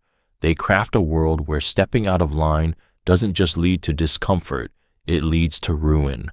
This works because fear is one of the most powerful motivators in human behavior. When you believe the stakes are life-altering, your brain shifts into survival mode, narrowing your focus to avoiding danger rather than questioning whether the danger is real. The manipulator takes advantage of this tunnel vision, using exaggerated threats to make their path seem like the only rational choice. Over time, you may find yourself thinking in their exaggerated terms, even when they're not present, second-guessing opportunities or changes because the imagined consequences feel too severe. That's the true power of this tactic. Once the fear is planted deep enough, it no longer requires their constant input. You carry it with you, policing yourself, avoiding risks, and living inside the cage they built in your mind. Feigning scarcity of time. Feigning scarcity of time is a manipulative tactic that uses the illusion of urgency to push you into decisions you're not ready to make. The manipulator creates the sense that the clock is ticking, that you must act now or lose everything, whether it's an opportunity, a relationship, or their approval. By shrinking the time you have to think, they bypass your ability to evaluate the situation logically, steering you toward the choice they want before you can fully process it. This works because urgency triggers our survival instincts. When we believe time is running out, our brain shifts from careful analysis to instinctive action. Fear of missing out or making the wrong, split-second choice overrides our ability to weigh alternatives. The manipulator thrives in this chaos, knowing that the less time you have to think, the more likely you are to agree just to relieve the pressure. In sales, it might look like, this deal is only available today. Decide now or it's gone. In relationships, it could be, if you don't give me an answer tonight, I'm walking away. In workplaces, it's the boss who dumps a decision on you at the last minute, forcing you to choose without input or clarity. The cruelty of this tactic is that the time limit is often fabricated. The deadline exists only in their words, designed to keep you from realizing that there's no real rush at all. And by the time you do realize, the manipulator has already gotten what they wanted, leaving you wondering if you made the choice at all or if it was made for you. Exploiting reciprocity norms. Exploiting reciprocity norms is a subtle but powerful manipulation that weaponizes one of humanity's strongest social instincts, the urge to return favors. From childhood, we're conditioned to believe that when someone gives us something, whether it's a gift, help, or kindness, we owe them in return. Manipulators know this, and they use it to trap you in obligations you never asked for.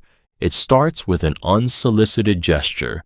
They buy you coffee, give you an expensive gift, offer help you didn't request, or shower you with unexpected kindness. On the surface, it seems generous, but beneath it lies strategy. The moment you accept, the unspoken debt is planted. Later, they cash in, not for something equal, but for something far bigger, more personal, or more compromising than what they gave. And because of that deeply ingrained social norm, saying no feels wrong, even if you know you're being used.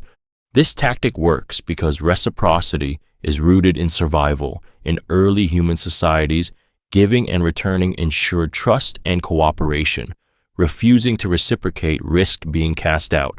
Today, that same wiring makes people feel guilty or selfish when they don't return a favor, even if the favor was manipulative from the start.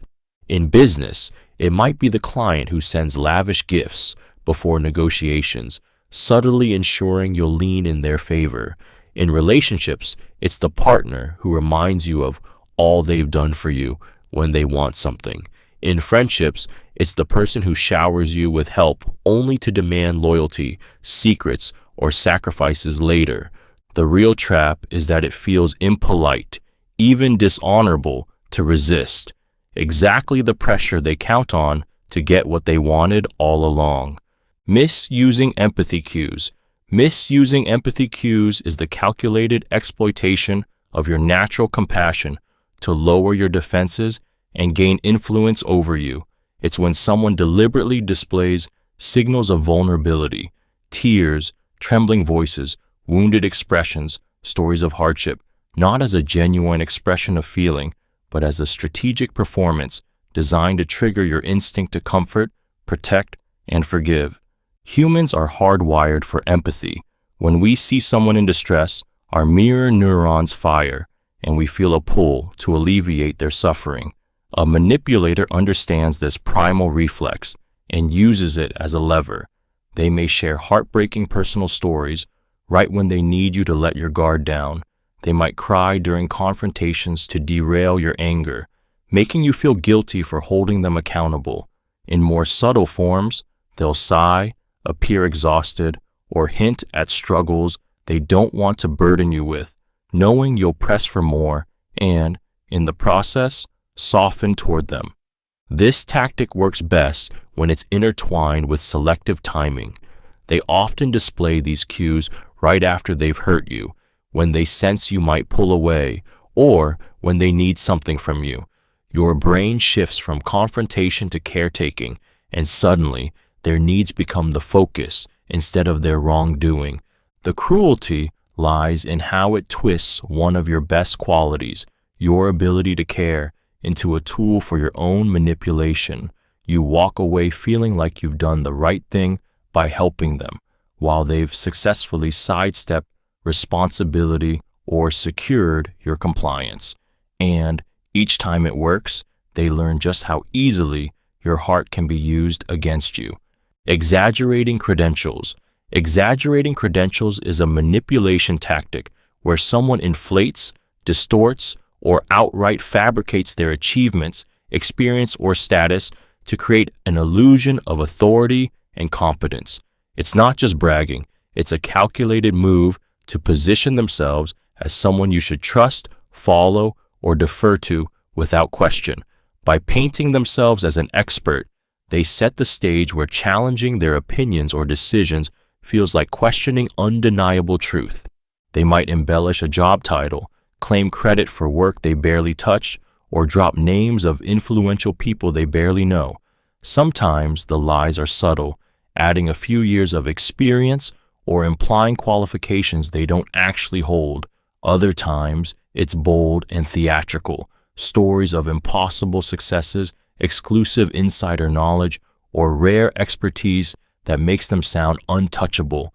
This tactic works because people are naturally inclined to respect and trust perceived authority.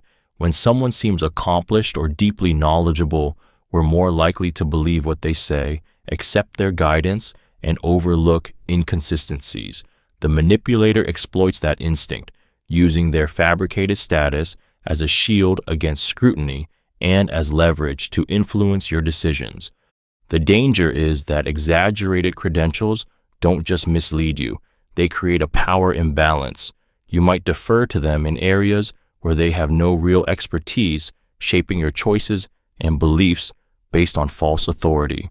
And when you eventually realize the truth, the damage is often already done. Decisions made, opportunities missed, and trust deeply betrayed.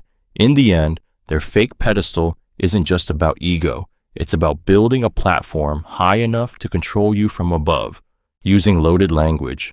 Using loaded language is a manipulation technique that relies on emotionally charged words and phrases to influence how you think and feel before you've even had a chance to process the facts. The manipulator carefully chooses terms designed to provoke a specific reaction: anger, guilt, fear, shame, or loyalty, so that your emotions take control of your judgment. Instead of debating ideas logically, you're pushed into reacting instinctively to the emotional weight of the words. This works because language shapes perception. A single word can paint someone as a hero or a villain, a cause as noble or dangerous, an idea as liberating or immoral. By using extreme or exaggerated terms, the manipulator hijacks your feelings, bypassing rational analysis entirely. They might call someone selfish instead of independent, reckless instead of confident, or ungrateful instead of assertive. Once the emotional frame is set, every detail is filtered through that lens. In relationships, loaded language might sound like "you're abandoning me" when you simply ask for space. In politics, it could be labeling dissenters as traitors or enemies. In workplaces, it's branding an opposing viewpoint as toxic to shut it down without discussion. The danger is that once loaded language takes root, it can change not only how you see the situation, but how you see yourself. You begin to internalize the labels, shaping your identity around someone else's manipulative framing. And by the time you realize the words were chosen to control you, their emotional echo is already guiding your choices in ways you never consciously agreed to. Framing opponents as enemies. Framing opponents as enemies is a manipulative tactic that transforms disagreement into warfare. Instead of allowing space for differing perspectives, The manipulator paints anyone who challenges them as dangerous, malicious, or morally corrupt. It's not enough to say, they're wrong. They must be portrayed as a threat, an outsider, someone whose very existence endangers our way of life. The goal is to shut down dialogue, inflame emotion, and unite people under a banner of fear and hostility. This works because humans are tribal by nature. For thousands of years, survival depended on loyalty to our group and suspicion of outsiders. By triggering this ancient instinct, manipulators can bypass reason and drive people to rally behind them without question. The more you see someone as an enemy, the less likely you are to listen to them, empathize, or even believe they have good intentions. In politics, it could be a leader describing critics as traitors or threats to national security. In workplaces, it might be a manager painting a dissenting employee as toxic or harmful to team morale. In personal relationships, it can be one partner convincing friends or family that the other is manipulative or dangerous, isolating them in the process. The brilliance and the danger of this tactic is that it unites people through shared hatred rather than shared understanding. Once the opponent has been cast as an enemy, anything done to oppose or silence them feels justified. And when fear and loyalty replace truth and reason, the manipulator no longer has to win the argument. They just have to make sure you believe you're at war. Labeling to limit options. Labeling to limit options is a manipulative tactic where someone assigns you a fixed identity, often subtly degrading or overly simplistic, so they can control your choices, your self-perception, and even your future. It's not just a name or description. It's a box they build around you, reinforced every time they repeat it. Once you accept the label, you start making decisions that fit inside it, unconsciously shrinking your own possibilities. This works because humans are deeply influenced by how they're perceived, especially by those they care about or respect. A manipulator might call you the responsible one, ensuring you always handle the work while others slack off. Or they might label you as too sensitive, invalidating your feelings and making you second-guess your reactions.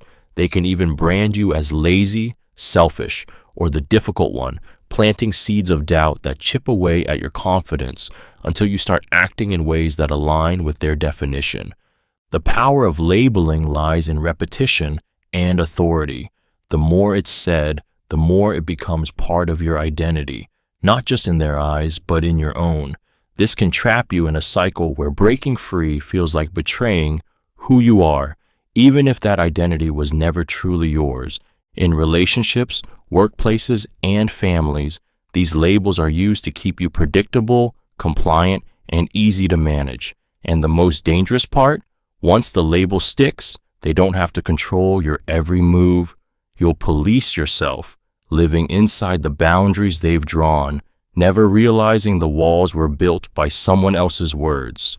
Strategic ambiguity in agreements. Strategic ambiguity in agreements is a calculated manipulation where commitments are intentionally kept vague, leaving just enough room for interpretation to favor the manipulator later. It's not sloppy communication. It's a deliberate choice to avoid clarity so they can shift expectations, dodge accountability, or redefine terms whenever it benefits them. You think you've agreed to something concrete, but what you've actually agreed to is a fog. They might say, "We'll work something out," or "I'll take care of it," without ever specifying how, when, or to what extent. In professional settings, it could be a verbal promise of promotion down the line with no timeline or written terms. In relationships, it might sound like a commitment to be better without defining what better means. These statements feel reassuring in the moment, but the lack of detail makes them meaningless when it's time to hold them accountable. This tactic works because humans crave resolution. The manipulator offers just enough to make you feel secure and stop pressing for more details, trusting that you'll fill in the blanks with what you hope they mean. Later, when you call them on it, they can claim you misunderstood or assumed too much, turning the blame back on you.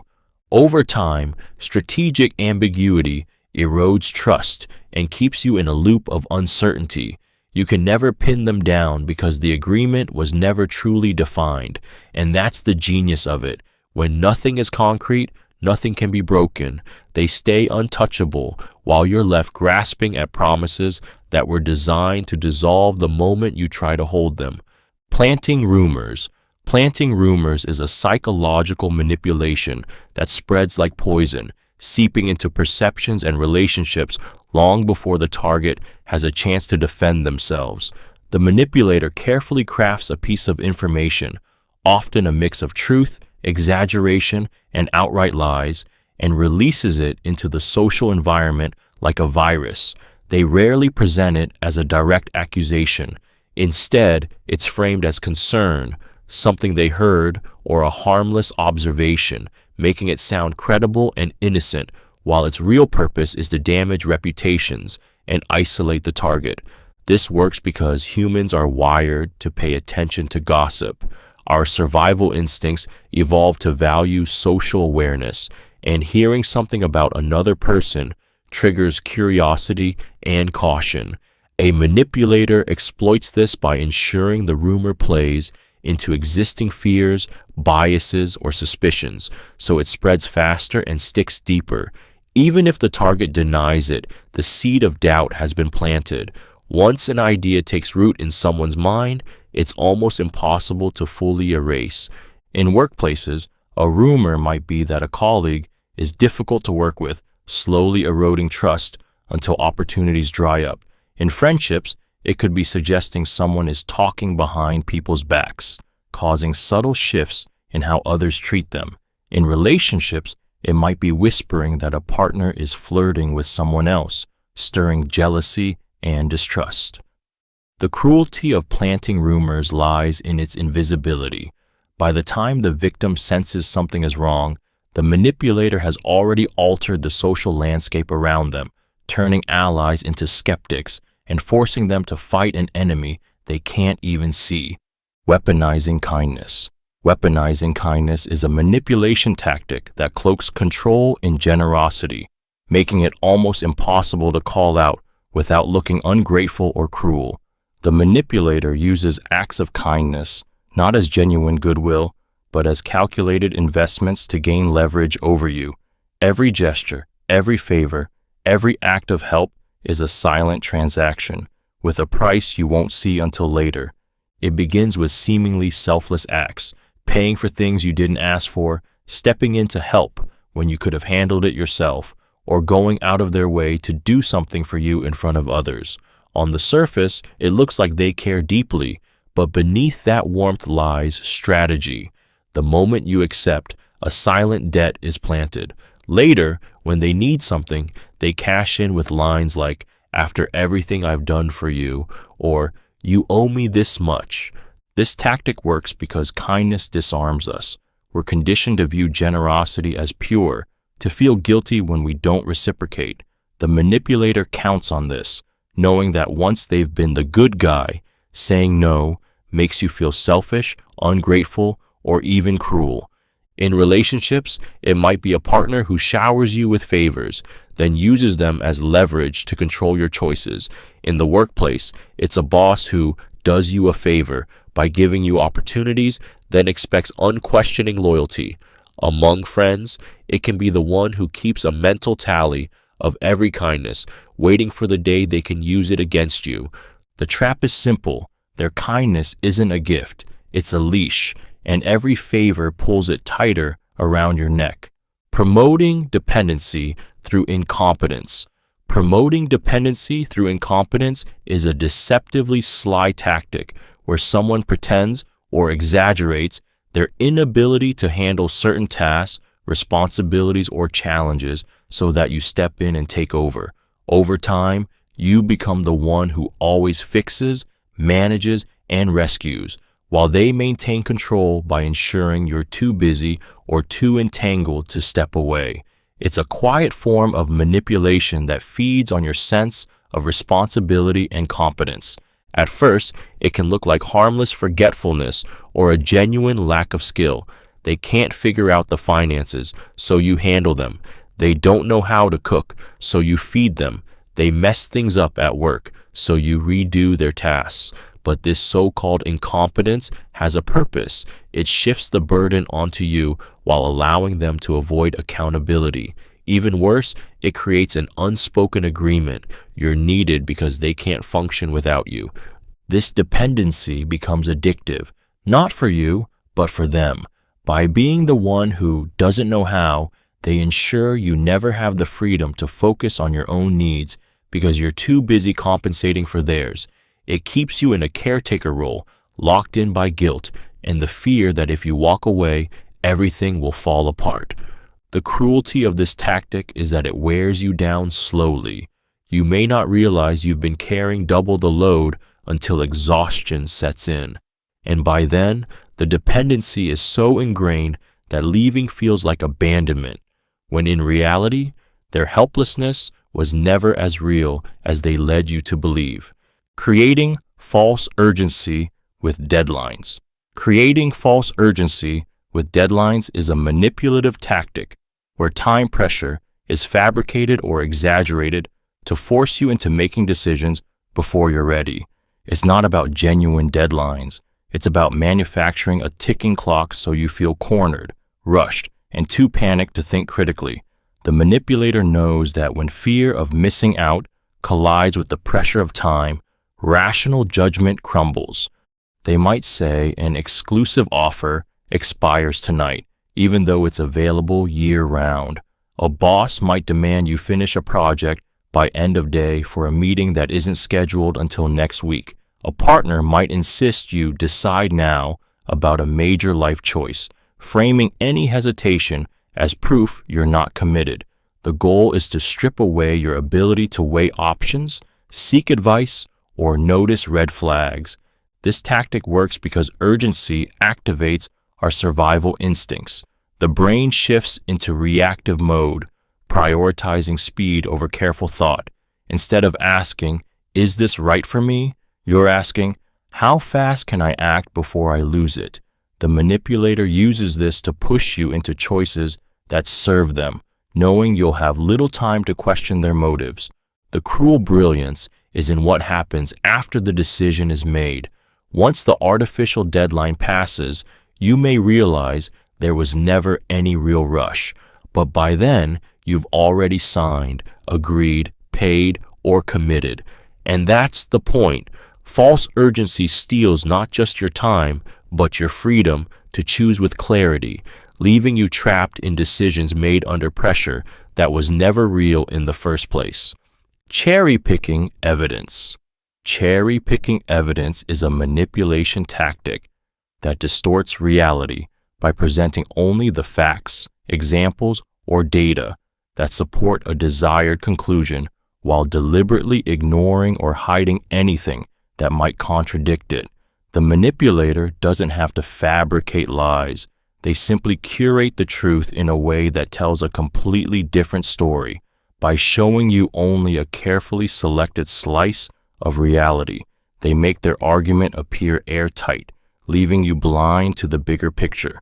This works because people naturally give more weight to the information they're shown, especially if it's delivered with confidence and detail. When someone floods you with proof, statistics, anecdotes, quotes, it feels persuasive, even if the proof is only a fraction of the whole truth. The human brain is not wired to automatically search for missing context. Instead, we tend to assume the evidence presented is representative of reality. In relationships, cherry-picking might look like a partner bringing up only the times you made mistakes while ignoring all the times you acted with kindness and integrity. In workplaces, it could be a manager highlighting only failed projects to justify denying you a promotion. In politics, it's showing only the polls, studies, or stories that align with an agenda while burying the rest. The danger of cherry-picking evidence is that it creates a false sense of certainty. You think you're making an informed decision when in truth, you're acting on a distorted version of reality.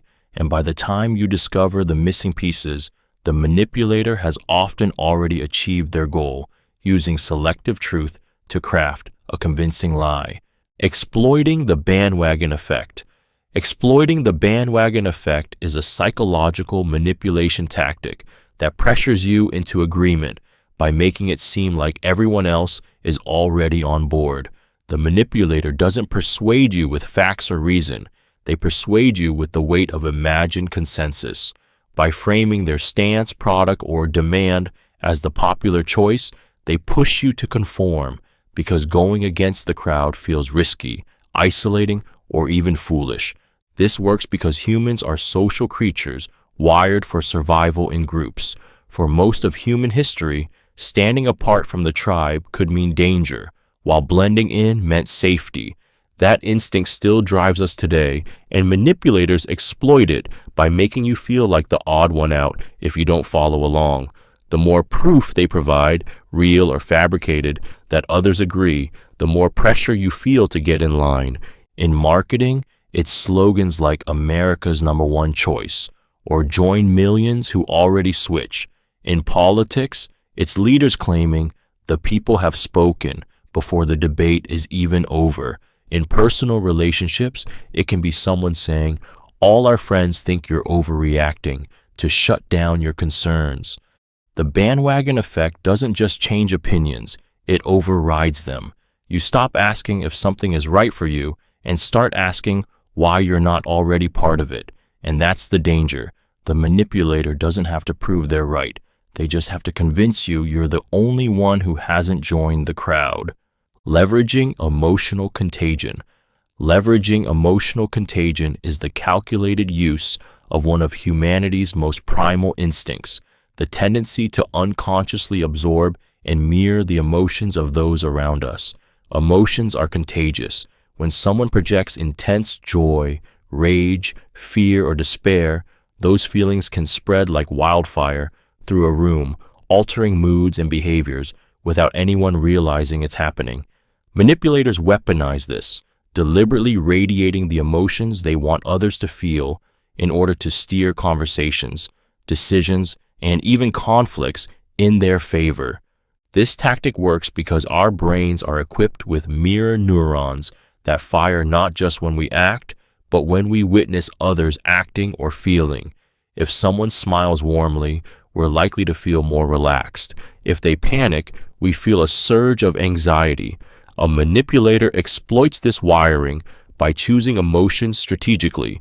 They may project overconfidence to make others doubt their own concerns or show exaggerated outrage to pressure people into siding with them. In relationships, they might feign deep sadness to make you feel guilty for asserting boundaries, or display extreme enthusiasm so you feel pressured to match their excitement and agree to plans you wouldn't normally accept. In workplaces, a leader may create a sense of crisis through visible stress and urgency, pushing the team to make rush decisions without proper scrutiny. The danger lies in how invisible it is. You think you're feeling your own emotions, when in fact you've been infected by theirs. By controlling the emotional climate, they control the choices made within it, leaving you convinced that what you feel is real when it may have been carefully planted in you from the start. Inducing cognitive dissonance. Inducing cognitive dissonance is a psychological manipulation where the manipulator deliberately forces you into a state of mental conflict, making your beliefs, actions, or self-image clash in ways that cause deep discomfort. Humans are wired to seek internal consistency. We want our actions to align with our values, our words to match our reality. When that harmony is shattered, the tension is so unsettling that we'll do almost anything to restore it. The manipulator knows this and exploits it to reshape your behavior, your loyalties, and even your identity. They might praise you for being honest, while subtly encouraging you to lie for them, or tell you you're independent, while slowly making you dependent on them. The contradictions stack up until you either reject the truth in front of you or change your values to fit the situation. Often, people resolve the discomfort not by leaving the manipulator, but by rationalizing the manipulator's actions, convincing themselves that the contradiction isn't as bad as it feels. This tactic is powerful because it makes you question yourself more than you question them. The more often you bend your beliefs to match your actions, the more your moral compass shifts. You start agreeing to things you once swore you'd never tolerate, not because you've been openly forced, but because the manipulator has made it too mentally painful to live in contradiction. Over time, you can lose sight of where you truly stand. You forget what you believed before they entered your life, because piece by piece, they've taught you to resolve your discomfort by aligning with them until your truth is no longer yours at all. Exploiting nostalgia. Exploiting nostalgia is a manipulation tactic that weaponizes your fond memories, using your emotional attachment to the past to influence your decisions in the present. The manipulator taps into moments that once made you feel safe, happy, or deeply connected, and then links those emotions to their agenda.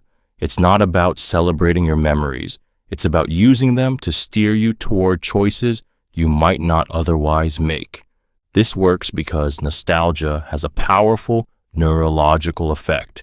When you recall cherished times, your brain floods with dopamine and oxytocin, softening your defenses and making you more receptive. The manipulator knows this and deliberately invokes shared good old days to stir longing for a time when things felt better, implying that the only way to reclaim that feeling is to follow their lead. In relationships, it could be an ex reminding you of the amazing trips and laughs until sunrise, glossing over the pain that caused the breakup. In families, it's a parent bringing up your childhood memories to guilt you into compliance. In marketing, it's brands using imagery, slogans, or music from your youth to spark trust and familiarity, even when the product itself is new or inferior. The danger of exploiting nostalgia is that it blurs reality. The longing it creates can make you forget the complexity of the past, focusing only on the highlights and ignoring the reasons things changed. When you're wrapped in the warmth of memory, it's easy to overlook present red flags, because in that moment, it doesn't feel like manipulation. It feels like coming home, even if the home they're selling you never truly existed. Exploiting survivor bias. Exploiting survivor bias is a manipulative tactic that distorts your perception by focusing only on the visible success stories while ignoring the countless failures hidden from view. The manipulator uses selective examples to make you believe that success is common, attainable, and inevitable if you follow their path, without showing you the far greater number of people who tried and didn't make it. It's not about giving you the full truth. It's about selling you a filtered reality. This works because the human mind naturally pays more attention to what it can see and experiences difficulty imagining what's missing. When we see shining examples, people who made it, companies that thrived, relationships that beat the odds, we subconsciously believe those outcomes are typical. The manipulator leans into this bias, presenting only the winners as proof that their method, advice, or demand is flawless. In business, it might be a self-help guru pointing to a handful of millionaires who followed their system, without mentioning the thousands who lost everything. In politics, it could be citing only the successful cases of a policy while hiding the damage it caused to most. In relationships, it might be someone saying, "Look at couples who stayed together through worse," ignoring the fact that most didn't. The power of survivor bias lies in what you don't see. By showing you only the survivors, they make failure invisible, so you're more likely to take risks, agree to terms, or endure hardship under the false belief that the odds are in your favor. In reality, the odds were never what they claimed. They just hid the bodies. Normalizing harmful behavior. Normalizing harmful behavior is the slow, deliberate process of making actions that should cause outrage or resistance seem ordinary, acceptable, or even inevitable. It's not about shocking you. It's about dulling your reaction over time until what once made you recoil barely stirs you at all. The manipulator's goal is to shift your baseline, eroding your sense of what's right, healthy, or safe so that you stop recognizing abuse, exploitation, or manipulation for what it is. This tactic works through gradual exposure. At first, the harmful behavior might be subtle, a cruel joke, brushed off as just teasing, a small lie excused as no big deal, a broken promise minimized as just a misunderstanding. Each incident is followed by reassurance, justification, or laughter to ease the sting. Then slowly, the behavior intensifies, and because you've adapted at each step, your tolerance grows without you realizing it. In relationships, this might mean you once swore you'd never tolerate yelling or insults, but months later, you're enduring constant criticism and convincing yourself it's normal. In the workplace, it can mean accepting increasingly unreasonable demands because that's just how it's done here. The manipulator may even use others to reinforce the illusion, pointing out how everyone accepts this treatment, making you feel abnormal for questioning it. The true cruelty is that once harmful behavior becomes your normal, you stop fighting it. You stop seeing it as wrong. And by the time you realize your standards have been rewritten, you may already be living in a reality where what once would have broken you is now just another Tuesday. Exploiting fear of missing out. Exploiting fear of missing out, or FOMO, is a manipulation tactic that plays on the deep human anxiety of being left behind, excluded, or losing an opportunity that others are enjoying. The manipulator creates a sense of urgency and scarcity, making it feel as though you must act immediately or risk being shut out forever. This tactic doesn't just pressure you, it triggers a primal survival instinct tied to social belonging and resource security. This works because humans are wired to value what they believe is rare or slipping away. The manipulator amplifies this by hinting at exclusivity, showcasing others who have already seized the chance, or implying that hesitation will make you regretful and alone.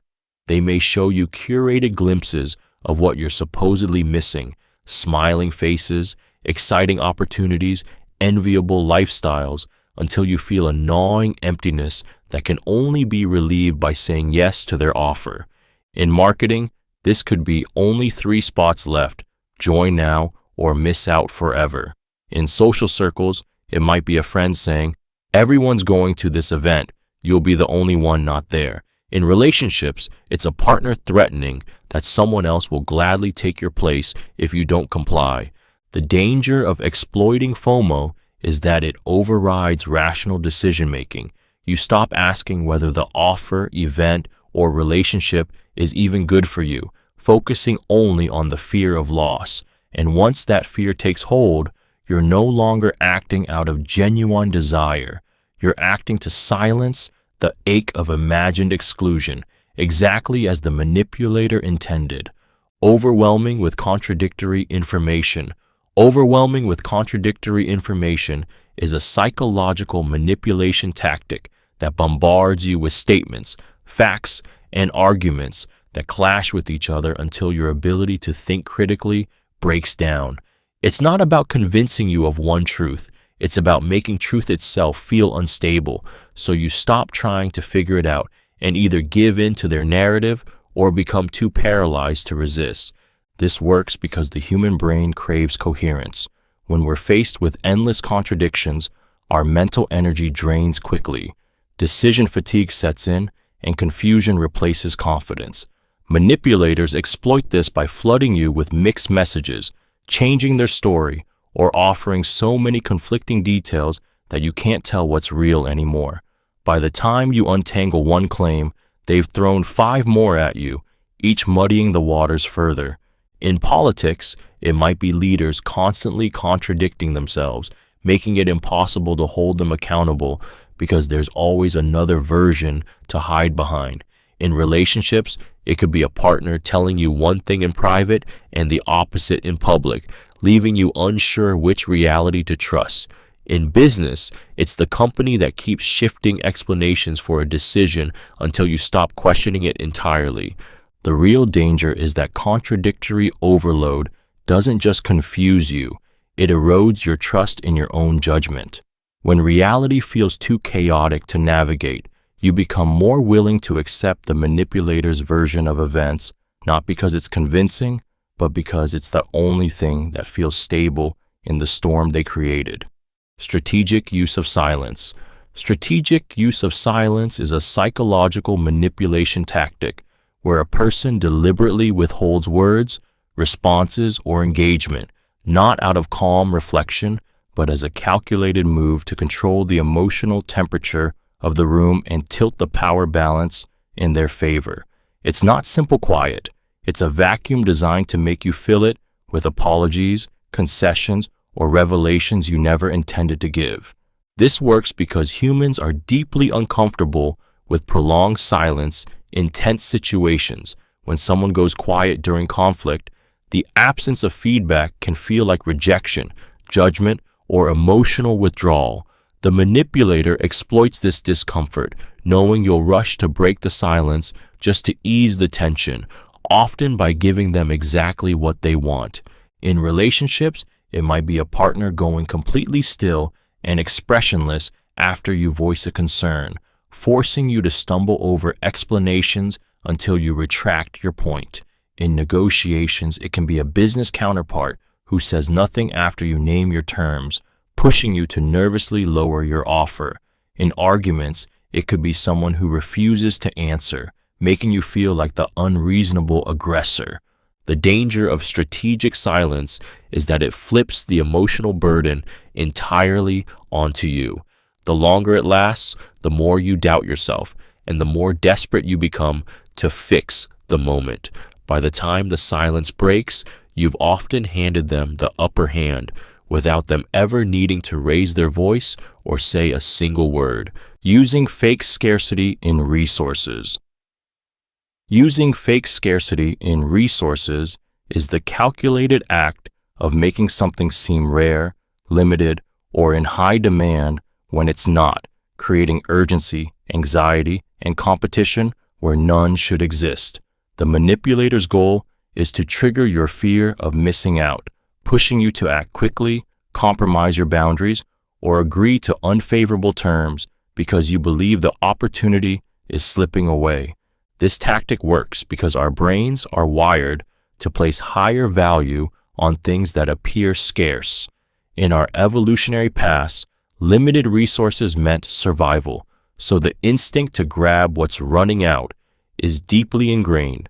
Manipulators exploit this by creating artificial shortages, claiming there are only a few spots left, that a deal expires tonight, or that everyone else wants this. Even in personal relationships, someone might suggest their attention or commitment is in short supply, making you fight harder to secure it. In business, fake scarcity might mean holding back inventory to drive up demand or pretending that a price increase is imminent. In social situations, it can mean creating the illusion that time with them is rare and precious, so you rearrange your life to fit their schedule. The cruelty lies in the deception. You're not making choices freely. You're reacting to a false sense of urgency they engineered. You may spend money you can't afford, rush into agreements you don't fully understand, or compete against others for something that was never truly running out. And when you finally realize the scarcity was a lie, you're left not only with regret, but with the bitter awareness that you were never chasing the resource. You were chasing the illusion they dangled in front of you. Framing lies as misunderstandings. Framing lies as misunderstandings is a manipulative tactic that allows someone to lie without ever fully admitting they've done so. When caught, they don't own up to the deception. Instead, they twist the situation to make it seem like you simply took it the wrong way, misheard, or misinterpreted their words. It's a strategy that shifts the blame from their dishonesty to your supposed inability to understand, making you feel guilty or foolish for confronting them in the first place.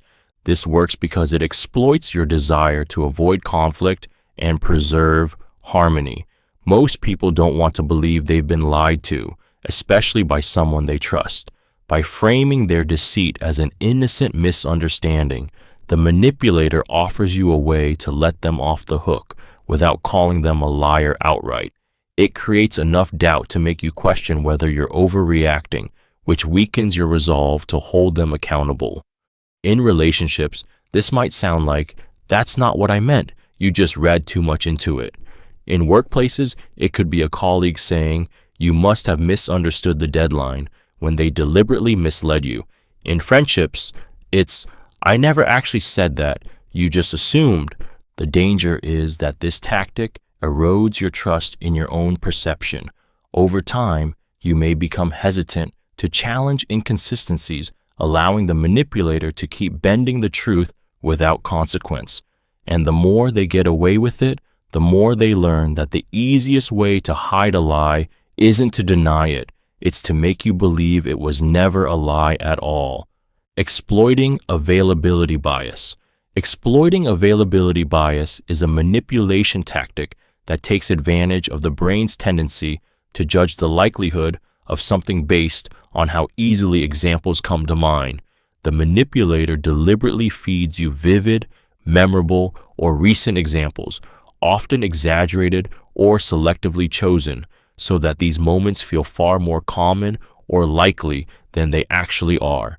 The goal is to shape your decisions and beliefs, not through logic or data, but through what your mind can most easily recall. This works because human memory is not neutral. We give more weight to information that is fresh, emotionally charged, or striking, even if it's rare or irrelevant.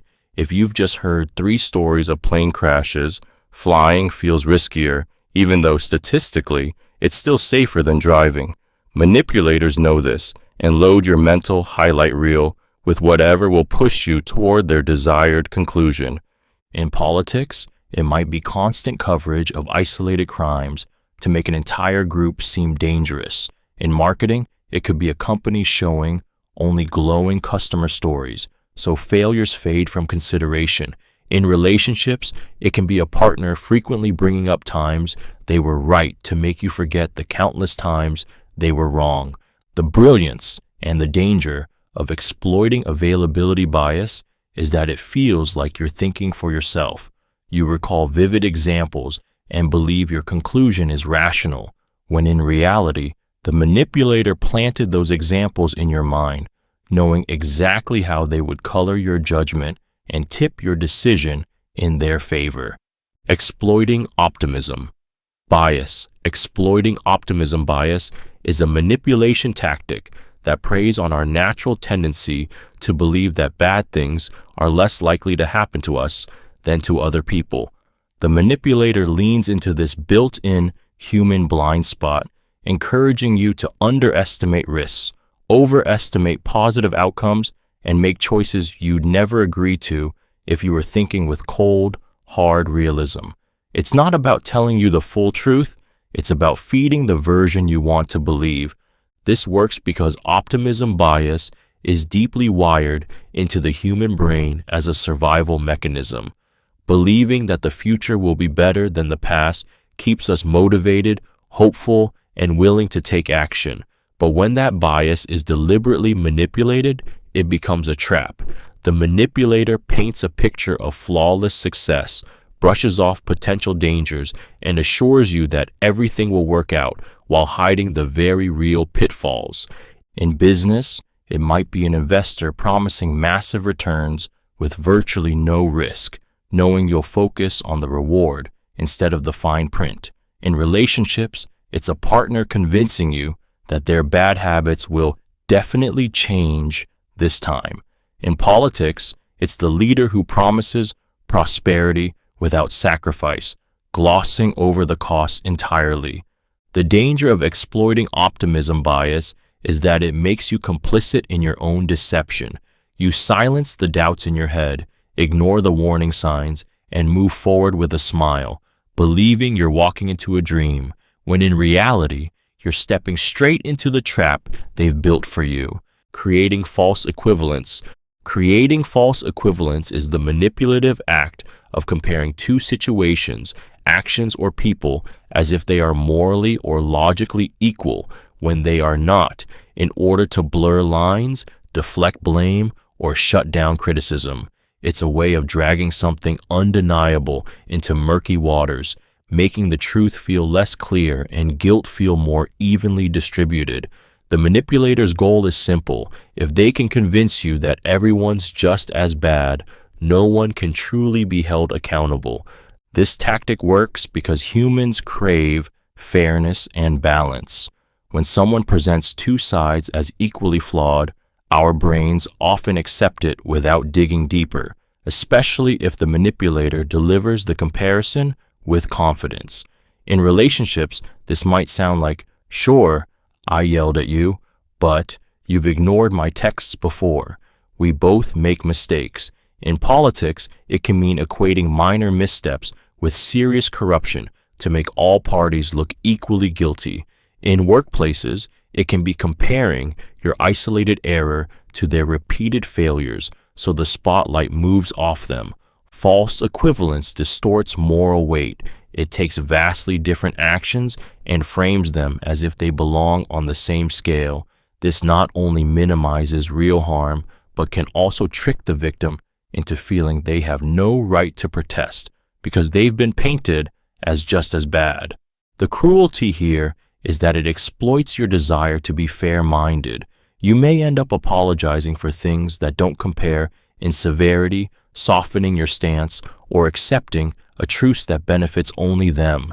And once they've blurred the lines enough, truth itself becomes negotiable, exactly where they want it. Using strawman arguments. Using strawman arguments is a manipulation tactic where someone distorts or oversimplifies your position into something weaker, more extreme, or outright absurd, then attacks that false version instead of what you actually said.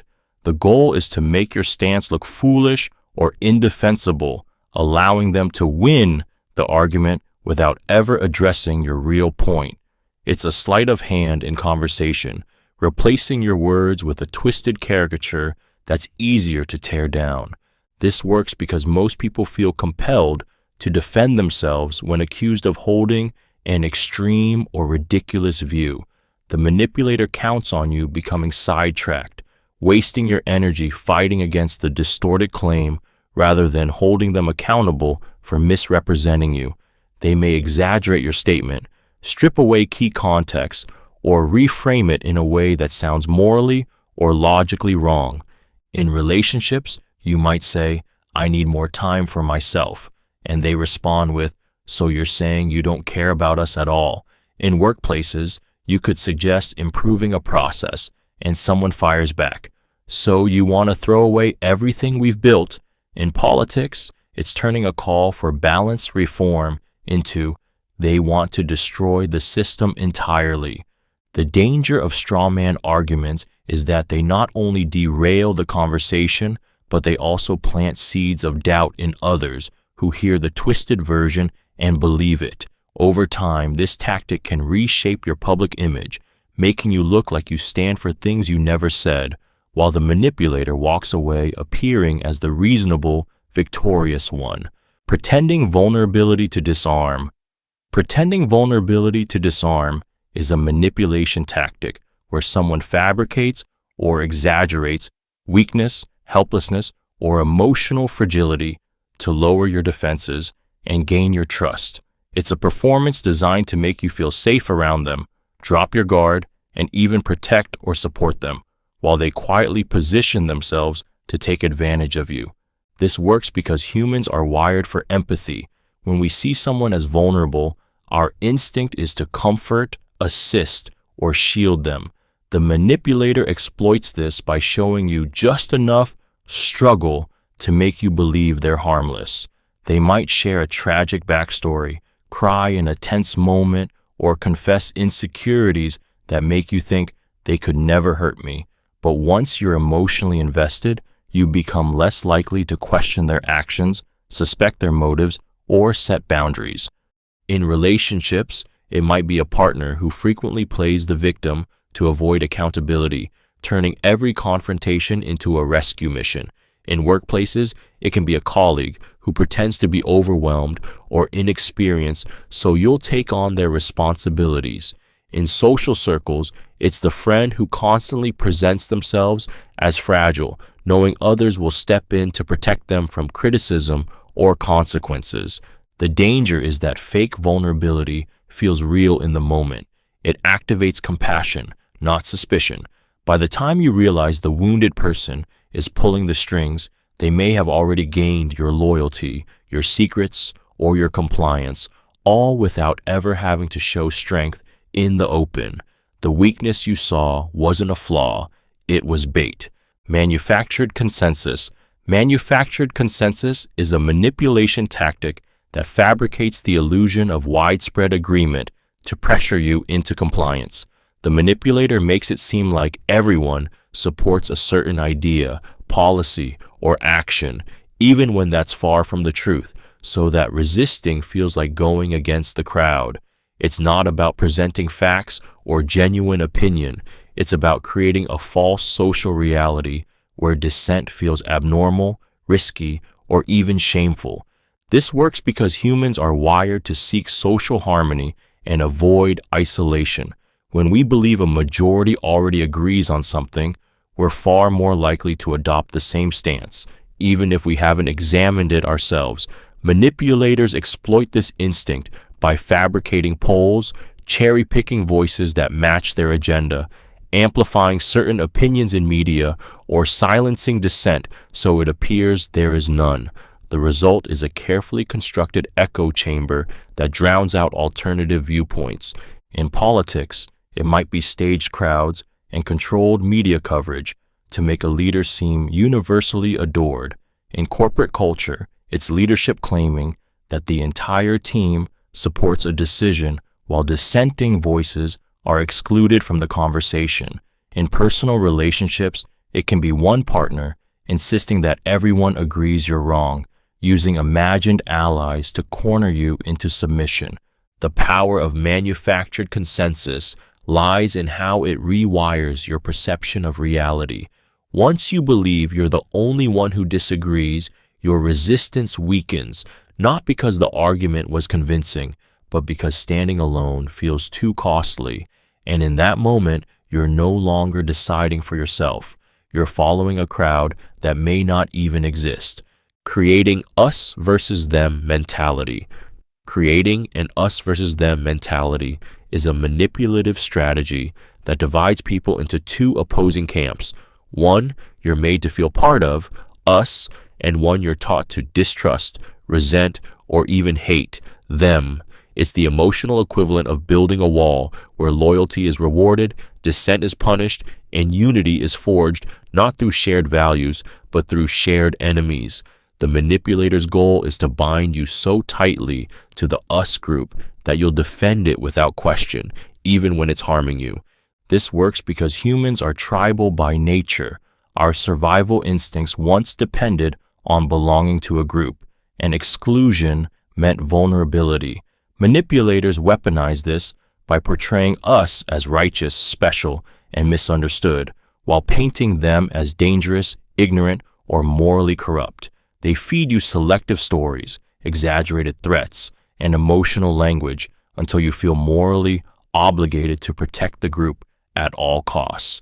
In relationships, this can mean a partner isolating you from friends or family by framing them as jealous or toxic. In workplaces, it might mean leadership fostering hostility toward competitors or even other departments to rally loyalty.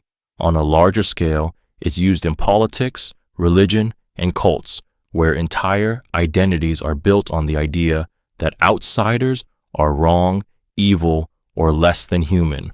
The danger is that once the us versus them mindset takes hold, critical thinking collapses. You stop questioning the flaws of your own side because doing so feels like betrayal, and you see disagreement as an attack.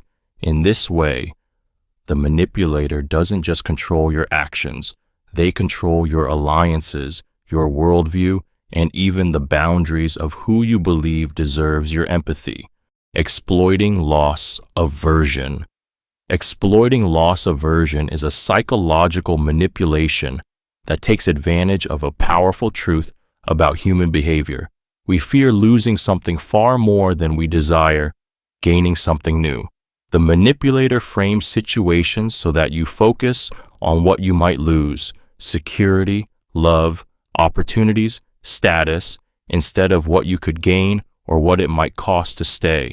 By keeping your attention on potential losses, they make you more willing to accept unfavorable terms, toxic relationships, or unfair deals just to avoid the pain of letting go.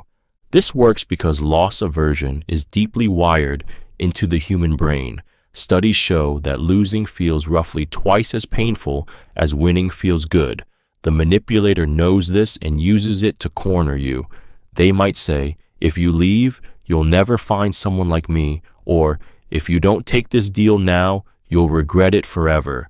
They'll remind you of the time, effort, or love you've already invested, making it seem like walking away would be throwing everything away. In relationships, this can keep you clinging to someone who's long stopped treating you well, simply because you can't bear the thought of losing the memories or the dream of what it once was. In business, it might be a boss making you feel that leaving the job means losing your stability, even if you're miserable. The trap of exploiting loss aversion is that it turns fear into a leash. You stop thinking about whether staying serves you and instead become obsessed with what leaving might cost, until the idea of freedom feels like the greater risk.